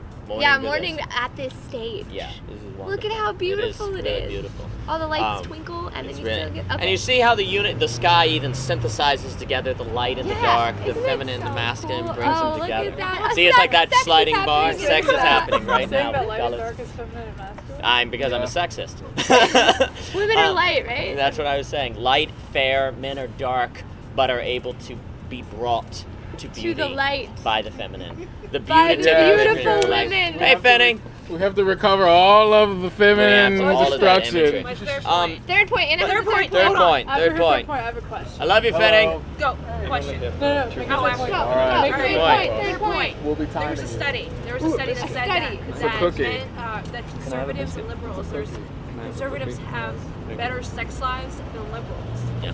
And the But reason- liberals are more free. Yeah, I know, right? But it's because conservatives wait until marriage to have sex, and they end up having better sex lives. Because they're barbarians. Oh, in that like the sex talk at the stud, she talked all about like this woman who I forget. She like it was some kind of like form of Judaism or something. It was some interesting religion. I can't remember what it is, but basically, she like her. No one ever saw anything like besides her eyes. Like I forget. Maybe they saw like her face, but like she had beautiful hair that was always covered up. And the only person who ever saw it was her husband. Oh, And her that's husband- Orthodox Judaism. Women will often cut off their hair completely, and they will shave off their hair because now that like to signify that they're married, or they will cover it up because only the man can see it. Yeah, and so like, and of course her husband only ever saw like this much of other women, and no one like their children, no one was allowed in their bedroom, and it was just like this incredibly like powerful special thing. Like there's so much like sexuality about Yep. them and about their room I'm glad you and know. about their relationship Right. because they were so much about each other and no one else. Like there was no waste. It all was directed at each other, I guess. That's right. And to that, It's like a super efficient engine. Yeah, To yeah, that, yeah. No to power that. loss. Yeah. To that. That's right. To that. Leave the male brain. I also That have a is It's question. like a V8. Yeah, I wanna Like a discuss Hemi. that. I'll see you later. You're leaving? You don't want to talk about sex? I have to get back to class. Oh, break in I'm the so seminar. sorry. Oh, So I see. came to say hello to everyone. Well, we love you, Hello. Mr. Fenning. We'll see you Bye. around. Bye. If you want to, are you going to be able to go to the book sale in the morning? Sure. Okay. I sent you an email. Okay, we've been And talking. my So axe. I look forward to it. Excellent. Love you. I think we should like. When are you guys gonna be done? I don't know. 9. We're going to just talk until we're done. Yeah. When are we done? Sure. Okay, let's do it. You're going to get food? We're gonna go get coffee. Oh, there's I'm coffee gonna- inside. And I'm gonna get food as well. Oh, I understand. Well, have a good time. All right. We're going to, I want to talk about that veil thing because that is It's in here. I know, he talks about it because I get to reference one of my favorite books of all time, The Bridge Over the River Derna. Freaking amazing book. Also, in Islamic cultures, the veil that women wear, you know in France, they had that big sort of like outlaw the burqa and women. Women were the main people angry about it because in Islamic culture, it's like a power. Like we can see you and you can't see us. And there's less rapes in Islamic culture. There's less any of this sort of like tension stuff we're talking about where men feel like the feminine and masculine, they're happier. They are freaking straight up happier. Like the Western videos we get of the woman who was like raped and abused. Yeah, does that happen? Absolutely. But it happens much less than it happens in America. The veil actually results in there being less sexual violence and stuff like that. And what I wanted to say also in meekness, well, I'll talk about the veil. What's your question? I'm going to tie it all together. Well, I guess, like, I feel like I understand to a certain extent, like, the extreme, like, psychological damage that comes from, like, the hookup culture for girls, and just that, I mean, I've seen this with girls that I know, where it's just, like, they hook up with a guy, they have sex with a guy because they want him to like her. And then, of course, they feel used and they feel like trash and they feel objectified because now all the guy sees is sex. They don't see the girl as a person. But that just kind of it creates this like downward spiral because then they want to be affirmed more. Like, they need that affirmation even Yeah, more. that's right. They need It's that. like sin. It becomes an addiction. Yeah. A feeding. An addiction doesn't. Addiction is more a continual action for a feeling. You know, Yeah. to say the idea that I have to do it, so that it becomes like it becomes an addiction. Yeah, well, it's like they need that affirmation more, so they do it again because they need that, like, And that makes quick, it worse. like a guy Makes it worse. for you know, however long.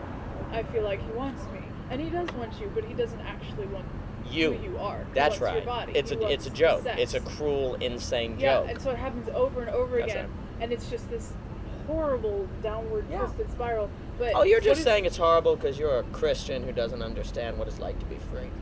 Yeah. Yeah, I mean that's what the society says. It is. Yeah. But Again- my question is, like, what is the psychological impact on guys? They become monsters. They become animals. They lose the ability to be fully human. They become just sex-ridden machine. They just become like all the fraternity guys that all they do is get drunk and think about free. They've turned into monsters. They don't think. They have no character because they don't. Here's the thing: they don't have to have character. You know, when the only way you get a woman is if you're a true man, you had to have character. Women served, like, by being meek and not being like free-flowing sex, forced men to develop characters. Because men will become animals if you let them, or if you have to know Christ. And when women make it easy, men don't have to turn into men. So the psychological effect on men is that they become animals if women are easy, because they don't have to develop character. But when women do what they're supposed to do and don't flaunt their sexuality and aren't easy, all the men have to be true men. They have to develop character. Yeah, I was wondering because, like, you know, you see it with girls. It's so obvious, this incredible, like, Horror. downward spiral, death. like, The downward spiral happens to self-depreciation, men as well. It's Yeah, just that's it's just just- not depression. It's more like they become savages. Yeah, and I think that's part of why the culture feels like, oh, it's fine for guys. Like, they get off easy because it doesn't make them into this horrible little, like, crumpled up. But here's the empty joke. human being. Here's the joke. That's when you believe. Yeah. You see, that's when your society I saw believes. the iPod. It's mine in there. Here you go. I mean, that kind of idea that sex in that way doesn't affect guys but affects women happen in a society that believes what you feel is your true self. Wait, what And- doesn't affect? I was asking about the psychological, like, with the hookup culture. Like, I know, and the psychological impact on girls is obvious. Like, that downward spiral of, like, affirmation, go have sex, you know, have that affirmation for 2 seconds, but it's empty, And it's then gone. you need to do it more Yeah. because you feel worse afterwards. And so you're trying to get that good feeling again, and it goes down and down and down, and all of a sudden you have, like, zero self-worth. Uh-huh. But I was, like, asking about the what it does to men, it turns them into animals. It turns them into barbarians who can't think for themselves, who don't have character. Is there emotional damage? Maybe. Not really, because they're more left brain than they are right brain. But and society says, oh well, men can, like, enjoy, like, free sex and not have any, like, Boys ramifications. But here's the thing, that only happens in a society that believes what you feel is your true self, or is more of yourself than your physical self, versus an integrated idea of identity that what you express and what you look like and how your choices are just as much yourself as emotions and what you feel. Men are absolutely destroyed. They have no character. They become animals. So those are the detriment. So there very much are ramifications for men. And I think, so it is just as bad, just in a different way. They become beasts. Well, Also, slave too. they become enslaved. They become animals. They're in a cage. You're They just slave have to get to sex. the Their lust brain and the turns sex. sex. You're That's all they slave- do. You're slave to lust. They become monsters. And I think there's an article in the New York Times about a new television show, because, you know, our TV producers are the priests of culture. They decide what your culture will be. There's a scene of a girl having sex with a guy, and the girl, you know, wants to talk to him, and he's like, let's play the silent game right now, where it's just the emotions. And afterwards he says, man, I just want to have sex and feel nothing. That's hell. That is the perfect description of hell. Yeah. Sex and feeling nothing. Sex and feeling nothing. And that is the goal of females. To be able to have sex and feel nothing, because they think men don't feel anything. Well, they don't feel anything, but they become a monster. They become a nightmare.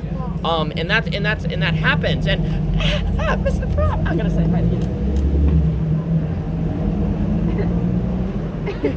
And then it was. Well, while he's doing that, I'm gonna grab my I guess not while he's No, iPod grabbing. While he's doing that, go. She's here. So, the last note that you left on was this idea of, we're talking about the Jewish head. Yeah. So in this book, he talks about there's this thing in a Jewish culture. It's spelled like Chuppa, but I think it's pronounced like Kupa. Yeah. But it's basically this thing, they put over their heads, and like it's only the bride and the groom under there, and nobody else can see them. He's like, this is the most intimate thing ever, and it's just for them. He's like, that's what we've lost in culture, is that thing where it's just like something just for you. Like nowadays it's reality TV. It's like, oh, my sex life is on TV. Like all of my, it's because it's this idea of wanting to be known and. But by being known by everyone, you're known by no one. Yeah, it's a false sense of I've never even thought of that, like how much, I guess like the power of your sexual engine, or just like the sexual power that you hold as a human being, like how it's diffused when you constantly are having thoughts about other people and fantasies, or when you're having sex with other people.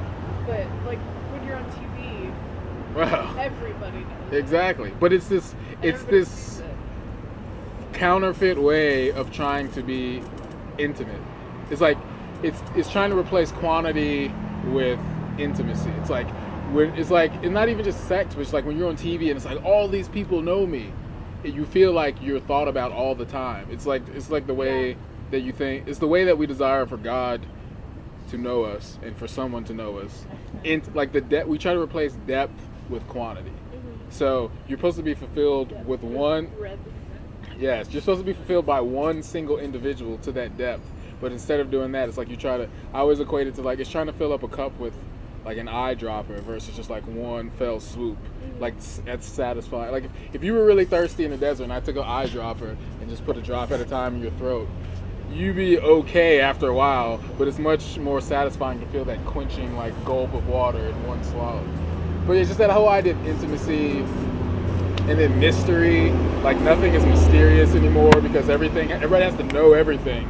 We can't, like we were talking about magic the other night. Like we love magic. But once you get into school, it's like, oh no, just give us the answer flat out straight. We don't want any kind of like, mystery, uncertainty. We got to know what we're doing. It's all about a lack of trust, a lack of faith, a lack of like relying on other people. Like, if you have everything automated for you, then I don't have to ever trust people again. If I can have computers do everything for me, I'll never have to, rely on you to be there for me. So yeah, mystery, intimacy, all the things we long for are being lost. Well, and you see, that's the, on the top of the veil, we were saying again, Good job. in France, the Islamic women are the ones who are most furious about a ban on the burqas, because it's like, that's where we get all our power. That's how women actually that's how men treat us with respect, et cetera, et cetera. And that's actually why, if I were to ask any given woman, what kind of man do they want? Do you want a man who will only like you if you dress like a prostitute? Or a man who will like you if you dress like with a long skirt or something like that. Okay. Everyone, okay, right? Okay. The fact you want a man who loves you when you are not sexual at all, when you wear a sackcloth. So why don't you wear a sackcloth? Because that will very quickly short the seep from the goats. You'll find out real quick which men are actually interested in you versus which ones that are interested in your body. You see how meekness helps you figure out who to date? Meekness actually. What if you think that clothes are creative and fun? Well, they are. They most certainly are. But that doesn't mean you should walk around with a swimsuit. I mean, unless you like. You see, this is where creativity has to come with wisdom. Like, be creative in such a way that you're going to have men like you for your character, but that you're right. Minimalism doesn't apply to creativity. What's that? Minimalism doesn't apply That's to right. creativity. That's right. Clothing, less is more. Actually, I've actually heard guys say with their mouths that like bathing suits that are like one piece, like more modest bathing suits, are more sexy because there is like that mystery element. It's like I can't see everything. I don't know what's going on under there. And that's with other girls are like, all right, I can see everything. Pretty much got it. That's right. And to that, I wanted to bring up one of the greatest books ever written. It's probably in my top 5 that nobody reads. It's called The Bridge Over the River Derna. It's got this section in the book about Fatima. And what it is, it's an unbelievably beautiful woman that everyone in town just follows around. One day, she falls off the bridge and dies. And her clothes get ripped off. And she's just a naked body. Some guys find her, and they're horrified. Okay? Absolutely horrified. But why? They're finally getting to see her naked. They're finally getting what they want. They're finally getting the body. Because human beings don't really want the body. They think they want the body, but what they confuse the body with the self. Which the veil helps you keep in mind. When there's a veil, when there's clothing, you're more able in your mind to separate the body from the self, from the essence. Once you remove that veil, just because of how men work, you lose sight of that. But the veil forces you to think of something else that is attracting you. Something else that is there, and that's the heart, that's the essence. So, and the same thing we get in Beatrix, in the Dante. Whenever Dante looks at Beatrix, and this is what happens when you have the love of Christ, she has the Spirit in her, so there's a mystery to her. See, her body and form, not only do her clothes veil her body, but then her body veils the love of Christ, which makes you want the love of Christ more. So like Dante's just following her up the whole time, because there's that mystery that's luring him on, but not luring in the sexual way, but that's captivating. Like captivating in the, I love this. I want to know more about you. Oh, your body's beautiful. I want to know about yourself, though, too. Not so I can possess it, but so that I can stand in awe before it. You know, I would almost argue power is the opposite of beauty. You know, beauty you just want to see. Power is when you want to own. The correct way to approach life is to stand in awe before it. The wrong way is to want to crush it in your hand. No, because power isn't bad, and power. Oh no, having it's not power necessarily I bad. think it's different. I think it's more of like a power lust. Yes, and I'm using in that sense. No, power is not necessarily bad. Power is the perversion of beauty. Like the power lust that we're describing is the perversion of beauty. When you see a sunset and then you're like, I want to control it. Versus standing in awe before it. You know, seeing a beautiful girl and saying, man, I want to know her, versus I want to know her. That's sort of like change. It's very similar, but one is death and the other is life. And again, like we were talking earlier about, you know, essence. A man at his essence is masculine. What? I have to go. Oh. I'm going to Ardia. Alright. I'll see you around. You're super cool. Bye. Thanks Bam. for the coffee mug. Yeah, dude. You're super cool. Bye. This is a great conversation. Well, we'll have part 2 next week, because the sex conversation will just go on. And on and on and on. And on for as long as possible. I mean, a man at his essence is masculine. A woman is at her essence woman. The more you become God, it's not that you become a neuter to Andrew. You become more like Dionysus, Diana, and Apollo. You become more of your essence. Misery comes when you alienate yourself from your essence, you know, when you do things that are not of your being in order to, you know, get other people's approval, because you alienate yourself. You treat yourself like an object so guys will like you, rather than holding yourself up and maintaining that mystery that you're describing, which is in essence part of the feminine. That mystery, that veil, that's sort of letting you in, but only you, because my love is exclusive to you. And that is actually what opens it up to everyone. That is what actually enables you to better participate in the family and community. When my beauty is just for you, that limit is what expands. Can I tell a really funny yes, anecdote? ma'am. The other day, my friend on club tennis, who's like kind of a jerk, but we're still friends. I mean, I like will tell that to him his face. He's just like not always very nice. But I was wearing I really like knee-length flowy skirts, and he was like, beautiful. he was like, why or what did he say? He was like, you don't look like a girl. He basically told me that I didn't look like a girl when I wore like flowy things, and I was like, That's you the have most it girl so thing. backwards. Yeah, That's no. like the most girly. And he was like, no, like, why do you think everybody wears like tight pants? Like, everyone should be wearing tight clothes. So nobody wants like. I would have killed him. I would have stabbed him with a knife. I said he was a jerk. And gone to jail. And when the court was like, "Did you kill him?" I was like, "Dang right, I killed him." I was like, you are just. But that's are you everywhere. really? He literally was telling me like, Natalie, you're just like, you look like a grandmother because you're wearing a skirt so no one can actually see your body. And I was like, And you know what I said to him? He's like, you know why? Because I don't want you to see yeah, my body. I was like, oh my God. It was Like, you should have been like, thank you. I was hoping you thought I was a grandmother because I don't need douches like you thinking I'm attractive. Yeah. I would have punched him in the face. I would have stabbed him and eaten his heart. But my point in telling that is that, like, that's how it seems like everyone is that warped. That literally sin is the warping. The most like feminine thing, which would be like more misty, you know, like dresses and skirt, and like not because I want to be like I'm super girly. No, just because first of all, it's not even attractive when everything is like you just said. You know, like you don't want everything because then you get nothing. Anyway. Natalie, Natalie, you need to just grow up and get in the 21st century. And You've got all these dinosaur relics that you put on, and you just need to change that. You need to, and you need to start sleeping with people. You need to just expand your options. You know, you need to live.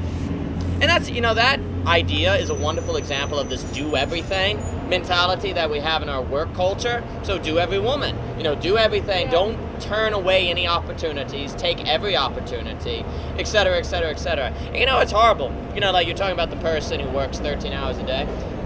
When you're doing something you love, you work 24/7 and you love the hour. You don't even think about it.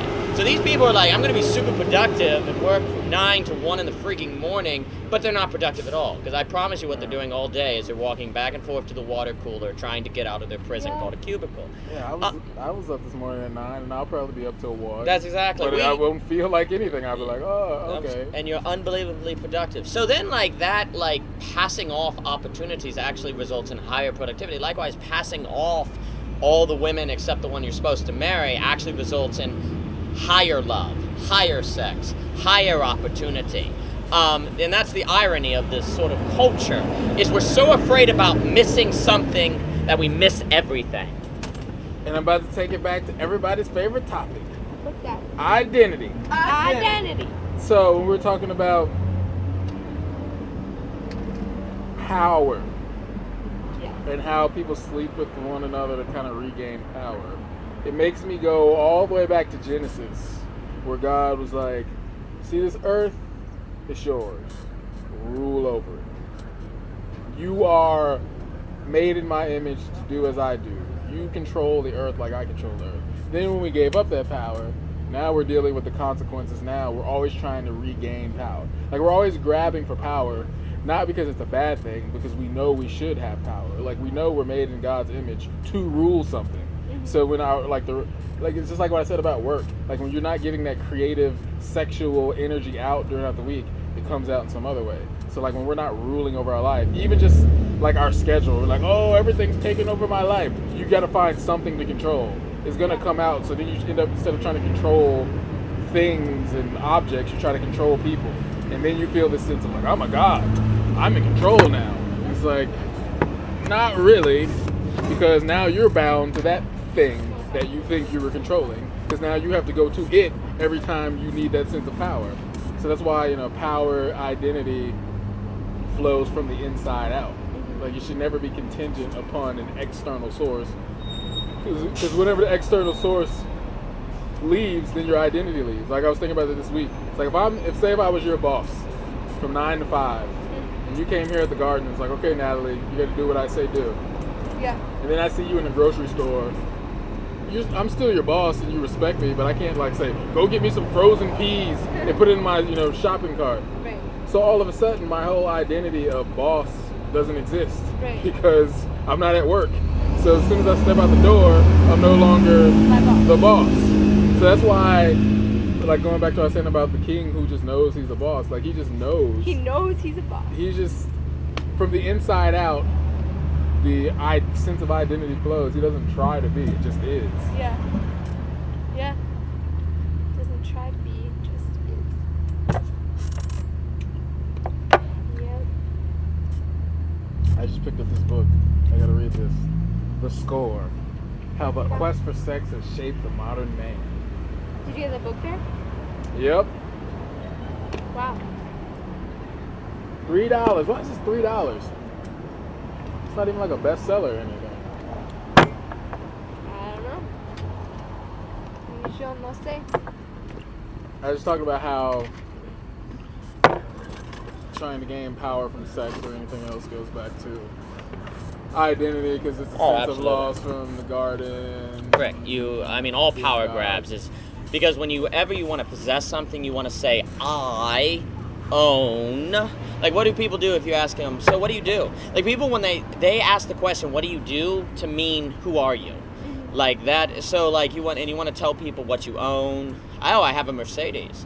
Oh, I have a 5-story. That's all power. It's all, the lust for power is rooted in broken identity. You don't. Which is so really awesome for people who know Jesus, because then it's like, actually, yesterday at small group,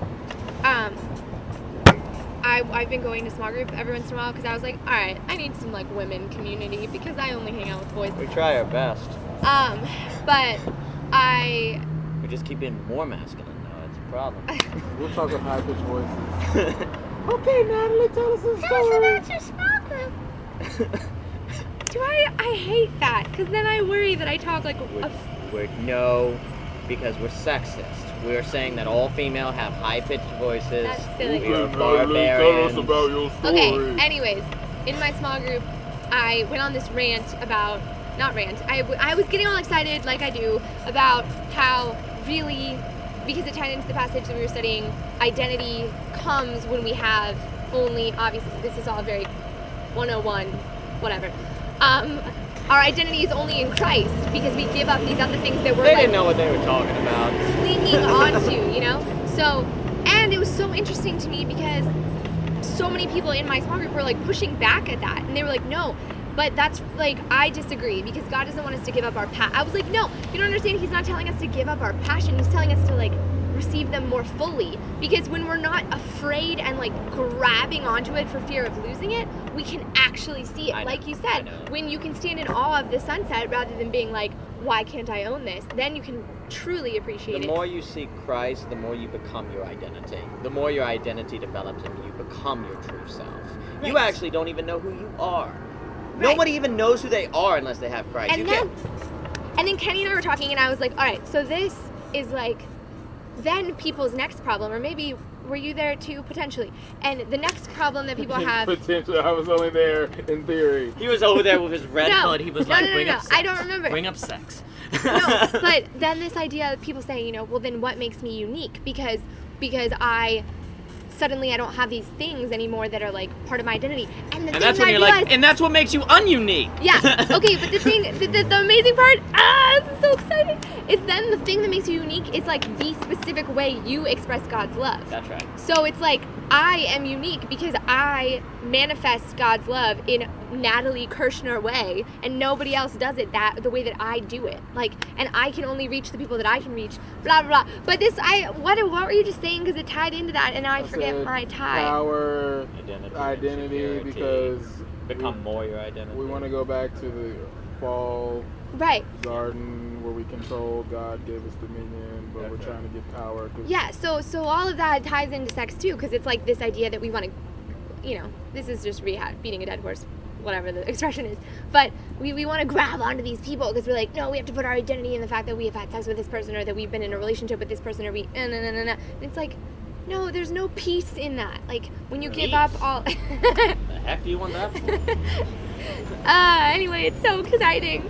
Yeah, there's this whole thing I've been thinking about recently, which really needs to be explored, is God's nature of love, which is all about freedom and letting go. Like, he's so secure in himself that he gave us the universe. He's like, here, man, this is yours. I made it and I invested myself fully in it, but guess what? I'm so secure in myself, I don't feel a sense of loss. Yeah. So it's like, you're talking about owning the sun. It's like, God's like, yeah, I create the sun because I want to see it, and not because every time I go by, it's like, hey, I own that. It's like he has this very tenuous connection to it because he has created it, but it does not define him. Right. And then the other thing I was talking about in my small group that got a lot of funny looks was that You weren't getting funny looks, I'd be upset. that hold on, wait, it's on the tip of my tongue, I lost it, hold on. Identity, small group, funny looks. creating. Yes. I know it. Wait. God's not defined by universe.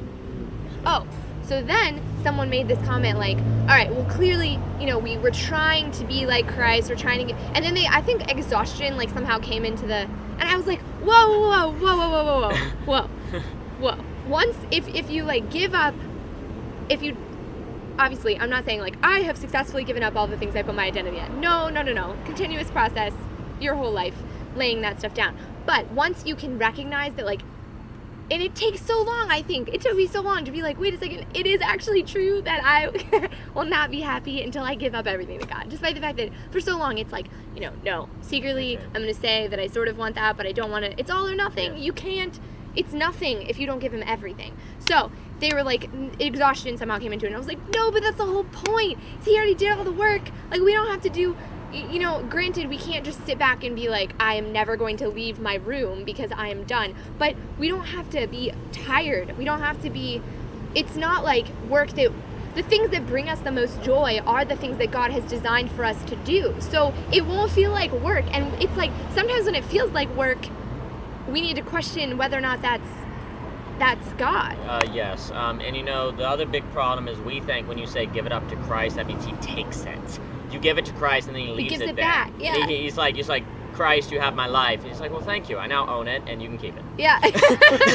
That's what Yay. happens. You have to take that. It's like, Christ, you can take my creative work. He's like, well, I own it now. And we need to perfect that. So here's some inspiration. Yeah. It's like, and you get it, you own it more. Yeah. When you give up everything, you get everything with a capital E. But our modern culture, like, but he'll take it. He doesn't freaking take it. He's not like, I don't know, Zeus. He doesn't take it. That's the thing. Like, because that shows you trust him. That's like when if in the act of sex with your wife, you say, I'm going to give you my virginity. This is one of the problems when that's gone. There's no gift. I'm trusting you with it. Mm-hmm. I'm trusting my life with you. I'm trusting also that if we have a child, you're not leaving. Yeah. I'm becoming totally vulnerable to you. Like, love, in order to love someone, you have to be totally vulnerable to them. There has to be the risk that they can totally destroy you. Yeah. Likewise, when you give up everything to Christ, you're running the risk that Christ will totally destroy you and take it. But he died on a cross to show you that he won't. So do you believe it's true or not? And if you give it over to him, you'll find it is. And then, because what you believe is what you do. If you say Christ is your whole life, but you don't give your life to him, you don't believe it. You just say you believe it. So that your small group thinks you're a good Christian, or whatever. Also, when we're talking about identity, and I have to hold on to, when did unique become a virtue? When did unique become something that I have a right to? Who said this? Because there's no such thing as unique. There's only Daniel, Natalie. I've never seen unique. It's something that you have by virtue of existing. Yeah. All satanic perversions tend to be a joke of tricking you to want something you already have. So it's like, you have uniqueness, and yet you want it. So I have to, but you already have it. He's like, once you have this, you'll be unique. It's like, don't notice you're already unique. Don't notice you're already unique. If you look at all the dictators, to take a Kreeft point, they're all very similar. They're all just bland, killed lots of people, etc. You look at the saints; they're all unbelievably unique. Mm-hmm. They're all unbelievably they're all very unique characters with great individuality. The more you totally give up your life to something outside of you, the more you totally submit, the more you become full. But in our modern culture, we only equate giving with losing. Mm-hmm. When giving is in fact the very thing that will enable you to have. And that is such a cultural thing too, because it's like, even when I went to Nicaragua, and then it makes us uncomfortable because these little girls who have nothing are like making me necklaces out of things and giving them to me. And in my mind, I'm like, but now you're not going to have it anymore. And they're like, no, but this is I just want, So it is a very like... And that happens when us having those thoughts is when we associate having something with being better off. Yeah. The little girl keeping the necklace does not mean the girl is better off. She's probably actually going to be more happy and joyful if she gives it to you. Yeah. Likewise, when you possess something and it becomes something that you have to have, you become a slave to it. Mm-hmm. But you're like, oh no, take this book. Oh no, do you take this thing? Yeah. It does wonders. And you actually then... your identity grows because you're so secure in yourself that you can give those things up. And the more secure individuality and uniqueness have to come with security. Yeah. And if they do not come with security, then you're just a blob. You have no borders, you're not defined, you're a blob. The thing you were saying about, we have the question, the work we're doing, if it's not fulfilling and if it's actually work versus being ease. It was interesting. I was talking to somebody the other day, and I've always thought this. I was like, only human beings could take sex and mess it up to the point where people talk about sex. It's like every time you see people, it's like, oh, you got to perform in the bedroom. Like, are you a good? I was like, when did sex become about this performance / you got to like show somebody that you're good at? I was like, the whole point of sex is to enjoy it. Yeah. So it's like it's the same thing with work. It's like sex and work are parallel in that people are just like trying to get through that act. Like there's no being in that moment with the person or the work, the task for that sake of the task. It's like you gotta like perform and do well at it and get a sense of identity. It's like, no, this thing is supposed to be enjoyment for you. It's not supposed to be something you work at. Like, how do you get that one wrong? I can understand work, I can understand other things in life, but sex to me seems pretty simple. Because it's your like identity is pleasure. in it. It's a performance. It's like at the workplace. It's like, did you get a good grade? Americans just need to read the Karma Sutra because because Hindus don't have this problem. Hindus do not have this problem. Hindus get it. Because they're made in the image of God too, everyone can. They don't have this problem. They get it. They know it's not a performance. It's something. And yet it's more performative than any other sort of sex. You have all these particular positions to be vivid and all these other things, but it's completely like. It's like you're laughing. It's like the number one thing that says make sure you laugh every now and then. Make sure you don't take it too seriously. Exactly. If you take it so seriously, you won't take it serious enough. See, that's the problem. That's the problem when you see the whole world through an only left brain. Yeah, that you're trying it's to all too analyze serious. everything. You look on the magazine, it's like you're just saying, but on our magazines, it's like 60 new positions to blow his mind, and it's more about acquiring Pokemon repertoire. Collect them all. Gotta catch them all. Yeah, it's like you have this repertoire now of like, oh, I have the new Super 99 sex techniques, it's more about being knowledgeable than it is actually doing something with the knowledge. Just like we talk about school. It's That's like, right. oh, you got a degree and you know all these facts, but what have you done with them? See, it goes back to creative. Like, what have you done with your education to create a life, something worth meaning when you die? People say, wow, did you see what he did? Versus somebody like, he went to MIT and's got this piece of paper on his wall. It's the same thing with sex. It's like, oh, wow, she knows a lot of knowledge. She's a good sex therapist. But is she having good sex? That's the question. Is the sex therapist having good sex? Or is she just really good at telling you, oh, you want to do this with your man, and then number 99, and then number 299. And it's like, oh, she's knowledgeable. Go ask her husband. Is he satisfied? To that point, to take a Vincent Zimmerman idea, never take a philosopher's philosophy too seriously who is miserable. Likewise, never take a sexologist's sex advice too seriously that has a miserable sex life. Likewise, never take a marriage counselor's marriage counseling too seriously if they're not married. That's right. I know. It's obvious, but it's so obvious that we miss it. C.S. Lewis got this. He said when it comes to sex, you make sure you have a good. What you need more than anything is to laugh every now and then, to not take it too seriously, to tell jokes, to not look at it as this whole, this perfect thing that your whole life exists for, because nothing is perfect without God. And once you laugh and have joy, God laughs in sex. God. There's this joy, this happiness. It's not this sort of. That's the whole point. If there's sex without laughter is dead. Everything without laughter is dead. Correct. I just don't understand. Like, I've never seen sex in that light. You never seen what? Sex in that light, where it's supposed to be like this nervous, like, oh my gosh, what is she gonna think? What are we gonna do? It's just like, look, turn off the lights, put on some music, get in the bed, and like finish. It's like there's no like, I don't have like a sketch. That's the problem. They want sex on a Excel spreadsheet. At 9 p.m. we're gonna have foreplay. At 9:05 we're gonna progress, and then at the end we're gonna do this, and then we're gonna have pillows. So it's like, what? This is stupid. Just have fun. Okay, and that is totally okay. Did you just say have fun? Yes. Do you know what you're not supposed to do during sex? Enjoy yourself. But okay, whoa. Interesting. Another anecdote. The other day in my house, somebody was actually. Oh my gosh. So one of my housemates is engaged, and the other one of my housemates was friends with her, was like talking to somebody else in my house.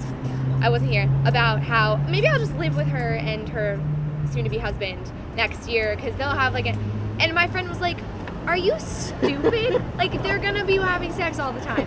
And she goes, but like, I won't be in their room. And she was like, do you really think that it's not gonna be, Anyways, and then the girl was like, ew, I don't even want to Hello, hear Miss it. Friends. Hello, Mr. Fanny. Hello, everyone. How are we doing? We doing all right?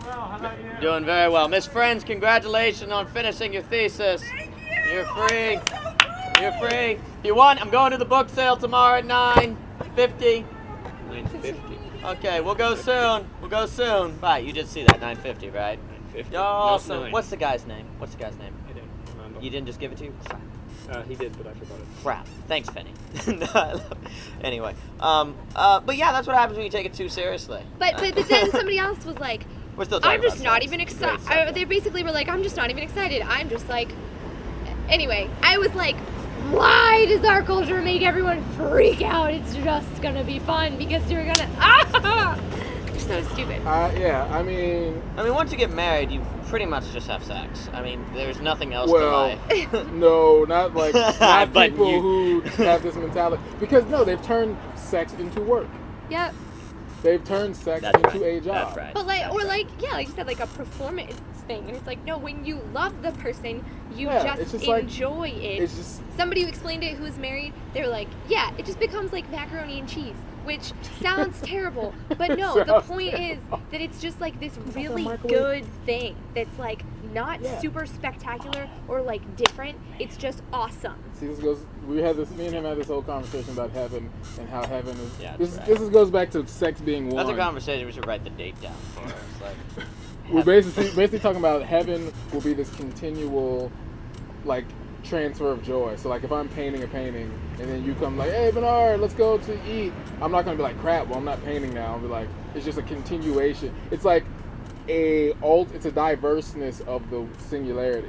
So it's like I'm painting, but now I'm hanging out with you, but it's the same flow There's of no joy. loss. So sex is the same thing. So it's like you're saying with the marriage. It's like I was saying at the beginning. Sex with your wife should be like hanging out with your wife. Yeah. Obviously, it's diverse in what you're doing, Right. but it should constantly be like, oh, I'm spending time with her now, makes her more open later for the actual sex, and then when we have the sex, we deepen our relationship. So then when we come to hang out on the couch, it's deeper, and then we want to have sex again, and then we want to have dinner together, and then we're talking about the intimacy we had at sex, and then she's excited about that, and then we go to fly kites, and she's like, oh, this is kind of like sex. Then you start making all these like metaphors, like, oh, we're flying kites, hint, hint. She's like, kites, oh yeah, kites. So then you're in the bedroom, you're like, want to go fly a kite? Oh, You know, it's God. like your whole life becomes integrated and interwoven to the point where it's because it's about the relationship. The relationship is this constant ring that's running throughout everything you're doing. You're not dividing your life into sex, work, education, Yeah. entertainment, time with the kids. It is not a dichotomy. It's not. You should look at your kids and be like, how did those kids get here? Oh yeah, that Oh, knot. yeah, we Like had everything sex. points to everything else. well, that's right. And actually, by having that sense that it's creative, like the sex act is more about what's not the sex act, because that's more sexual than the sex act, or just as sex. Like sex is only sexual if it's all. When it becomes just the sex act, it loses its sexuality.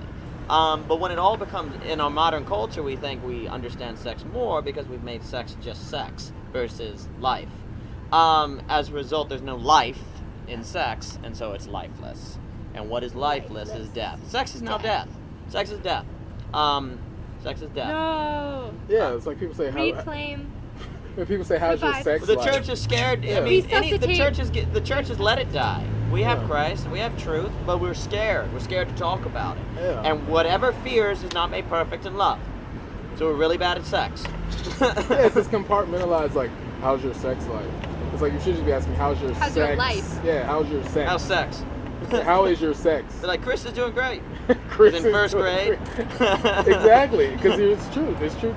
But the other thing I was thinking, okay, so like people have turned sex into a job, and this all connects to all our other conversations You don't even get a about bonus. meaning and materialism and like overworked.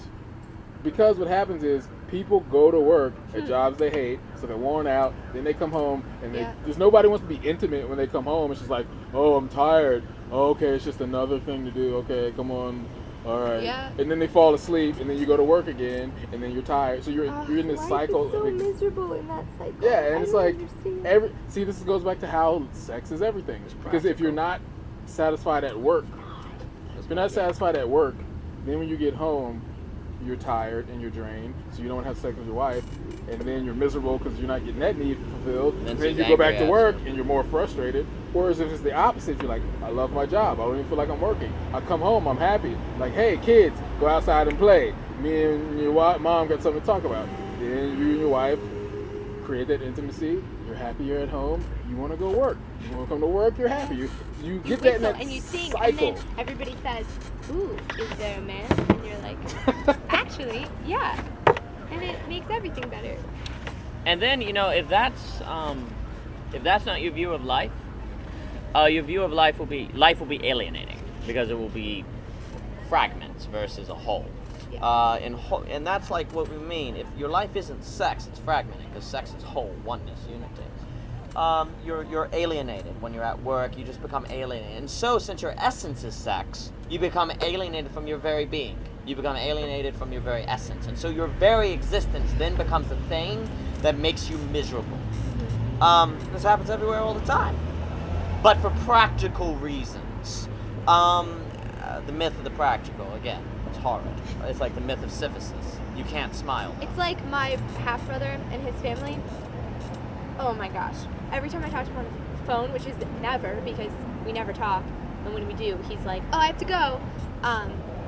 He's like, "Natalie, I'm just really busy. Got the family, got the job. Now we're doing this. Now we're doing that." I'm like, your life sounds like it sucks, and you can't even keep in touch with your sister, and the way that he talks about everything, it just makes me laugh, because then he's like, "Natalie, you'll understand one day, like, it's just gotta be," and I'm like, I will never, ever, and I will put my foot down and actually say never, even though I don't like to say never, but I will never have one of those conversations with you, because the day that my life looks like yours does right now is the day that somebody, I hope, that cares about me smacks me upside the head and says, I will "What smack the HE double hockey stick are you doing?" Yes, HE double hockey stick. I will. If I ever see you doing that, I will throw you out a window. Please do. I give you full permission, because I'm not gonna let that happen. And it's the same. I noticed this connection, and I wrote it down. It's the same cynicism that exists between work exists in marriage. It's like when you get out of school and you're bright-eyed and bushy-tailed and you're like, want to change the world. Everybody's like, "Oh, congratulations. You're going into the real world now. Just wait. Just watch." And they do the same thing with marriage. "Oh, congratulations. Just wait a couple of years, though. Then you'll see. It's because their life sucks. Yeah. They want your life to suck. Your life to suck. Misery loves company. Yep. Instead of changing their life, they just bring you down. Well, that's Bring the way you it down. is. It's like, no, it's not the way it is. You choose that to be the way it is. The guy that I work for is 86, and when he first met me, he's still sometimes, yeah? Straight, and you're gonna make a right in like 2 lights. 2 lights, make a right. You'll see the sign. I give Yikes. directions all day. I'll let you do it. But, so he was like, he's quote unquote worried about me, until it took me like 3 months for him to understand that I'm like an intelligent, thinking human being who can take care of myself. But in the beginning, all he saw, which I guess, and it pisses me off that I guess some people just think that I'm this like naive little joyful person who like doesn't know anything about the world, but they can think that because I don't really care. But Well, I'm naive about misery. Exactly. So he was like, "Natalie, I just really worry about you because, you live in this ridiculous world of like butterflies and rainbows, and you're going to get in the real world and you're going to be miserable because your little balloon that you've constructed that you think the world looks like is just going to be popped, and I'm just trying to prepare you because what's out there is really not good." I was like, "Fred, no. This is like not a thing that is a product of me having like a happy-go-lucky college life that's really easy, because despite the fact that you think that we just sit around all day and, well, funnily enough, now I kind of do this, but before, no, it's like, Yeah, and that's what creates an escapist heaven, because we're like, the world sucks, and so it sucks because we make it suck, because we make it in our ideas. Which is why, like, we have so much power. We create our own reality. If I want a fantasy tale of a life, like, I will get it, because my attitude will create that reality for myself. And made in the image of God. Well, let me tell you what magic.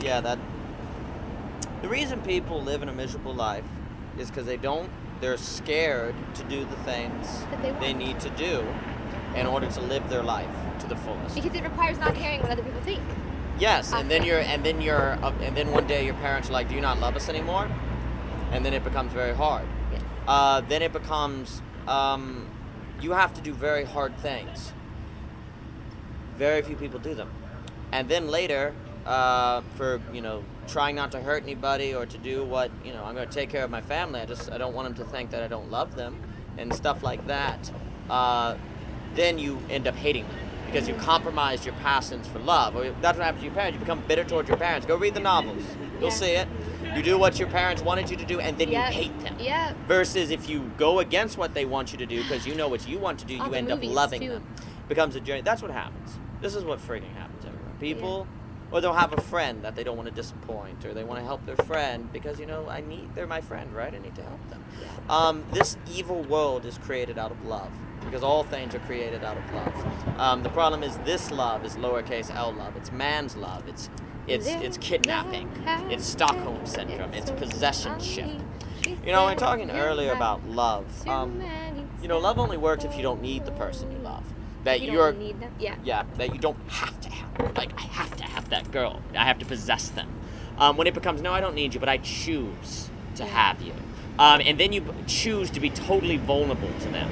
Choose to totally give up your life to them. That's where the power comes. If Jesus dies on the cross because he needs to, in the sense of he has to, nobody cares. But it's the fact that he doesn't have to, and that he does it, and then fully gives yourself. That's where all of history changes. And when we do that in our own lives, that's when we love.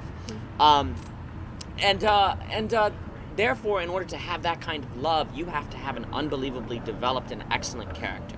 Well, how are you going to do that? Well, your only standard is to follow your passions and dreams, regardless of what anyone says. And then when you have that perfect character that Jesus calls you to have, you can then turn around and give yourself up to those people who you didn't want to hurt. But until you do that and live your life to the fullest, you have no joy to give them. You only have your death. And they will take it because they know nothing else, because that's the real world. And let me tell you what the real world is. A graveyard. Do you want to live in a graveyard? The wasteland. It's ironic that they talk about getting you ready for the real world when you live in this theoretical bubble in college. Like, wait till you go to the real world. I'm like, why don't you get me ready for it then instead of teaching me all this theoretical stuff? Well, okay, so many life anecdotes from Natalie today. My dad and my whole family, whenever I would get in a political argument with them, they would be like, Natalie, you just don't understand yet. Like, one day, again, this whole idea of when you're out there in the workplace, you will understand. And I think that's true. Like, some of this knowledge is experiential. I'm not going to quite get the demands of, like, owning a business and the corporate freaking taxes until I'm in a situation where that matters. I get that. But I looked at my dad and I was like, Dad, instead of sitting there and just shaking your head at me and telling me that I'm ignorant and that I'm going to one day understand, why don't you recognize that there are certain reasons why I can't currently understand, and then try to come down to where I am and teach me to prepare me to effectively execute when I will be in this experience that will be requiring me to be making these decisions. I don't know if that made sense. But instead I feel like people just sit up on their little pedestal and they're like, one day you'll see. And it's like, well, why don't you prepare me now? But that requires you kind of getting off your stupid pedestal. Right. Sorry. And it's so frustrating. The only way to be Everybody says that. The only way to be prepared is to seek first the kingdom of God. All other standards of preparation are ideas of preparation. They're relative, they're subjective, they are not absolute. Likewise, the only way to love, to be prepared for love in a relationship, is to do what the Holy Spirit tells you to do. Because then it all comes up and converges. Otherwise, you're just kind of going for some philosophy of life that's subjective. Yeah. Has a chance of being right, but a higher probability of being wrong. Whenever somebody says, one day you'll see, the question is, I'll see what? If the question is that one day I'll see life as miserable, then clearly I need to do something now in order not to see that. Because there is apparently something wrong in this life course that prepares me to be miserable. Unless misery is a virtue. And I strongly believe that the world has made misery a virtue. And it's Kant's fault. Because effing Kant's fault. Okay, it's like we're talking about power. It's like ready to go stab Kant. Since we've lost power, we try to get it back in whatever way we can. So that's just another way to like rule over something, to have this exclusivity, to be able to be like, oh, well, I had this experience of the world that you have none of, and you'll just see, like, I'm not gonna share it with you. I just want you to see, because I want to lord it over you at the moment. The other thing I was thinking about, yeah, to assume, like you're saying, if your parents are like, okay, look, the world's gonna suck, so just get ready for it. That to me is then. That's the most unloving thing a person can say. That says to me, see, there's a couple things in this. I remember I was thinking about the verse and saying, this is the day that the Lord has made, and I started thinking, Rejoice and be glad. I was like, yeah, rejoice. They didn't know they're done. I was like, if you think about it, if you look at it from this perspective, the day is actually an invention of God.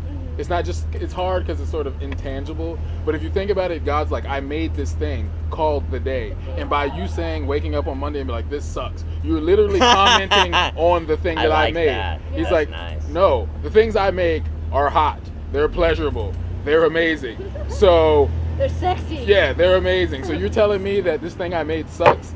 Obviously, somebody has the wrong perspective here, because when I looked at the things, I said it is very good. So the thing is, if you, by virtue of saying that life is supposed to suck, you're in essence saying God that the person who created life inherently embedded this idea of misery into the equation, because there's just no people talk about misery as if it's a truth. It's the way life is. Like, so you're saying God made life miserable. And so you make your God misery because you say it's truth, and God is truth. The other thing is, this is how you know stuff is ridiculous. I'm gonna start punching something. People know this is ridiculous, but they continue to ascribe to it. Okay, so I was thinking the other day about kids. When you have kids, what do? You let them play, you give them toys, you give them blocks, you give them paints and colors. And then there's this age where you just like cut it off and like, all right, suck it up and get to work. And it's like, to me, that is cruel. Why do you allow, no, not that act, but why allow me to have all this fun and Play-Doh and clay for like 15 years and then tell me, oh, by the way, it's not really this? Why not just prepare me from age 5 and be like, life is gonna suck, kid, so kick them in the face. Like, literally, if you have a little kid, you should just be like, come here, Billy, bam, just get you ready for what's gonna happen. No, people would send you to child, protective custody. Why? Because no, we all have this inherent sense that innocence is good and it should be protected and maintained and kids should be loved and loved. But why is it once you reach 15, it's like, all right, snatching it from you, get to the real thing. That's cruel. Just kick me in the face when I'm little and I'll be ready. That's love. Well, What love got to tell me. do? Got to do. To that, I strongly believe that most people talk about the real world, not because they themselves have experienced, like, when people say the world is a hard place, they've never. It's just a rumor that everyone says, Yeah. and so everyone thinks it's true. Yep. I don't even think that a lot of people, like, if you were to ask them during the day, you'd be like, how are you? They'd be like, fine, I'm doing good. And they genuinely kind of mean it. But then if you ask, well, so, what about the world? It's like, it's a hard place. Like, because that's the answer to the question. Yeah. That is, like, the thing that people say. Like, people say, well, we got to get ready for the real world because everyone else says it. Yeah. It's not true. And No the one more at these that colleges... you say it, the more that it. Do you believe it? Reinforcement. Like, how many students have been in the real world, quote unquote? None. Zero. So when they're saying to one another, we got to get ready for the real world, they're not What if that talking doesn't about mean anything. anything? And so they make it real because they believe it's real when it's not true. It's a rumor. It's just like when people say, well, if you get an engineering degree, you'll make money. Nobody knows that. Nobody has gone and with their engineering. They're just saying that because everyone else has said that, when it's not true. It's not true at all. Look at Occupy Wall Street. All these people believe that rumor, and then they got pissed off in the same way men believe with women that if they did what they're supposed to do, they get a women, and then they become vicious and angry at one another. Same thing with Wall. So all the Wall Street people are angry at the Occupy Wall Street, and vice versa. And both of them feel like victims. Everyone feels like a victim, and so everyone gets angry because you're based on these like little deceptive satanic rumors. He's like, the real world sucks. The real world sucks. And then you're like, well, Bernard, the real world sucks, right? Same thing with marriage. It's like, well, once you get married, the fun's over. Who the heck said that? I mean, the people are like, well, I don't want to get married. I just want to have sex because, marriage sucks. Who said that? Who said? No one. No one knows that. No one there has been married. They just hear that, so they say it. You know what I'm saying? So this isn't even true. There is no foundation for this truth except what people believe. It doesn't happen. Okay, how many people? You know what sucks? Plagues. Starving to death. committing suicide and things like that. A lot of people in America commit suicide, but like Africa, like all the food goes away. Okay, does that happen in America? No. So America is not a bad place. Our definition of the real world being hard equals doing something we don't want to do. That's what they're trying to say when they say, well, the real world is a hard place, because it's a place where you have to do something you don't want to do. That, by definition, is a false sentence. Because if you have to do something you don't want to do, then you don't want anything. You have no wants. They're all meaningless. So it's a false premise. It's an absolutely false premise. Let me ask you a question, Bernard. Has there been a single day, so you're 29, about 30, that you have starved? Nope. There's been a single day when you have not had a place to sleep? Nope. Is there a single day when you've been thirsty? Nope. So what? So you're fine. I'm still here, apparently. Okay. You see that building over there? I do. That building, all night, the electricity is left on and nobody sleeps in it. Okay? There are buildings like that all around America. There is no lack of shelter. Absolutely zero lack of shelter. Yeah. No one in America starves to death. No homeless people, no one. No one starves to death. Actually, everyone's saying, well, you gotta eat, and they're obese. Yeah. And then they talk about needing to lose weight, and there's all these weight watching crap, and everyone's trying to lose weight while telling you that, you need to worry about what you're going to eat, and they're like 300 pounds, and then they're talking about, man, I gotta get this weight off. What the heck? Okay. People are like, well, you gotta, I don't even know, you gotta drink something, and then go and drink a beer. It's like, well, you gotta have, food and water and shelter, and they're drinking a beer. There's no water is free. Water is effing free. There is so much money in America that there is now inflation, which means there's too much money. Okay? So money is not something that's impossible to come by. If you have drive, that's everything. If you have drive, you're good, because you're going to figure out ways to get these things and want to do it. What will make them hard to get is if you have no drive. Which, guess what? If you live your life in fear of not getting these things, you have no drive, and then they're hard to get. And so then it becomes hard to live, because you were afraid that it would be hard to live. And what you fear is what comes unto you. And what you judge is what you become. If you judge that people are miserable, you're miserable. If you fear like that the world is a hard place, the world is a hard place. The one who fears is not made perfect in love, and the one who judges becomes what they judge. Yeah, you're just saying drive. Made me think about, that's what Pink starts off the book Drive with. He talks about, we have a biological drive, and then we have a sexual drive, and we have this third kind of drive, intrinsic. But then it made me think about equating sex to passion, because both, like, we use that word interchangeably, like, oh, I have passion for work, but then you're like, I'm passionately in love with a person. Yeah. So like you see those two intermingled. And I remember I was doing this skit with my drama group, and they like played some of my emotions out, like, and my emotions got to talk to one another. Your emotions? Yeah, so it was like the story that I had went through, and so they were like, what were you feeling at the moment? So each person embodied one of my emotions, and one person was like my reserve, like, I'm not sure what we should do, we should think about this carefully. And the other one was my passion. He was just like, oh yeah, come on baby. He's like, you need me, without me you. And when he said, I was like, that's true. Like, that passion, that creative and sexual passion, without that we would not do anything. Right. And so then I started thinking about like, sex is drive. Yeah. Like sex drive, like you were making me think about, like, think about Jesus, Passion of the Christ. Like, that drive is a want, it's a desire, it's a pulling thing, a pushing outward thing. Like, he had to look at us and be like, I want you, I want you, but people. But not need, not this, I need you, but I want you, I choose you. Yeah, so like, without sex, there would be no salvation. Yeah, and this idea of good. like, Without sex, there would be no salvation. and this idea That's that a good opening line. that sex is life, or you were saying like this person is sexual because they're alive. Like, that's so funny, because these people who are kind of addicted to sex, or like seeking sex everywhere, it's all dead sex. Like, and that's why I think it's funny when But it's actually free. that same Liberated. friend of mine, he's dating my friend, and he was asking me about sex or something, because he knows that I'm a Christian, and he's and I was just talking. I was like, yeah, I'm excited, like, and I was like talking about it, and he was like, I can't believe that he was like, I can't believe we're talking about it this way. And I was like, dude, really? Do you think, like, just because I'm not having sex does not mean that the total opposite is true, Like, it's so funny, because I actually saw the light bulb go off in his head when he was like, oh my gosh, she's actually, like, really excited about sex. This is weird. And I was like, Culture. It's all you see. so sad. When though. when Christianity talks about don't fall victim to the world, Yeah. What it means is zeitgeist. Do not fall victim to the spirit of the times. As in what the TV is saying, what people are saying, like don't fall victim to thinking that Christians hate sex because that's what the culture is saying. Right. It does not mean matter and creation, okay? It means, and when it talks about flesh, it's not talking about body. I promise. It's talking about the zeitgeist. Like don't fall victim What to does the that mean? zeitgeist means spirit of the age. Okay. Like it means your cultural ideas, your sociology. Is it German? Yes, it's a very good word.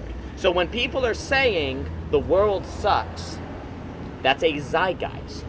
That is a spirit of the age. That is what people It's like a believe. demon. You're not It being is a transformed. demon. When it says the world, Transformed, not it is conformed. talking about a spirit. But isn't that so cool? A demon. Like, we say there are demons or miracles, and it's like, oh, that's why they're so demonic, because we can't see them. Oh, the reason sin is So so cool. The reason sin is so terrible is because you don't realize it's sin. There, yeah. Well, Kierkegaard said the worst thing about despair is you don't realize it's despair. Worst thing about sin is you don't realize it's sin. The worst thing about demons is you don't realize they're demons. Yeah. You think they're angels of light, or you think they're just, practical things. They're demons. There is so much freaking spiritual warfare going on every moment of every single day, constantly, that if you don't wake up and put your armor on straight up immediately, it's going to be 2 seconds before you're stabbed. I mean, if I was like, you're going to war. Okay, the first thing you're going to do when you wake up tomorrow morning is go to war. So what is implied, obviously, is that the first thing you must do is read your Bible, put your armor, bam, get good to go.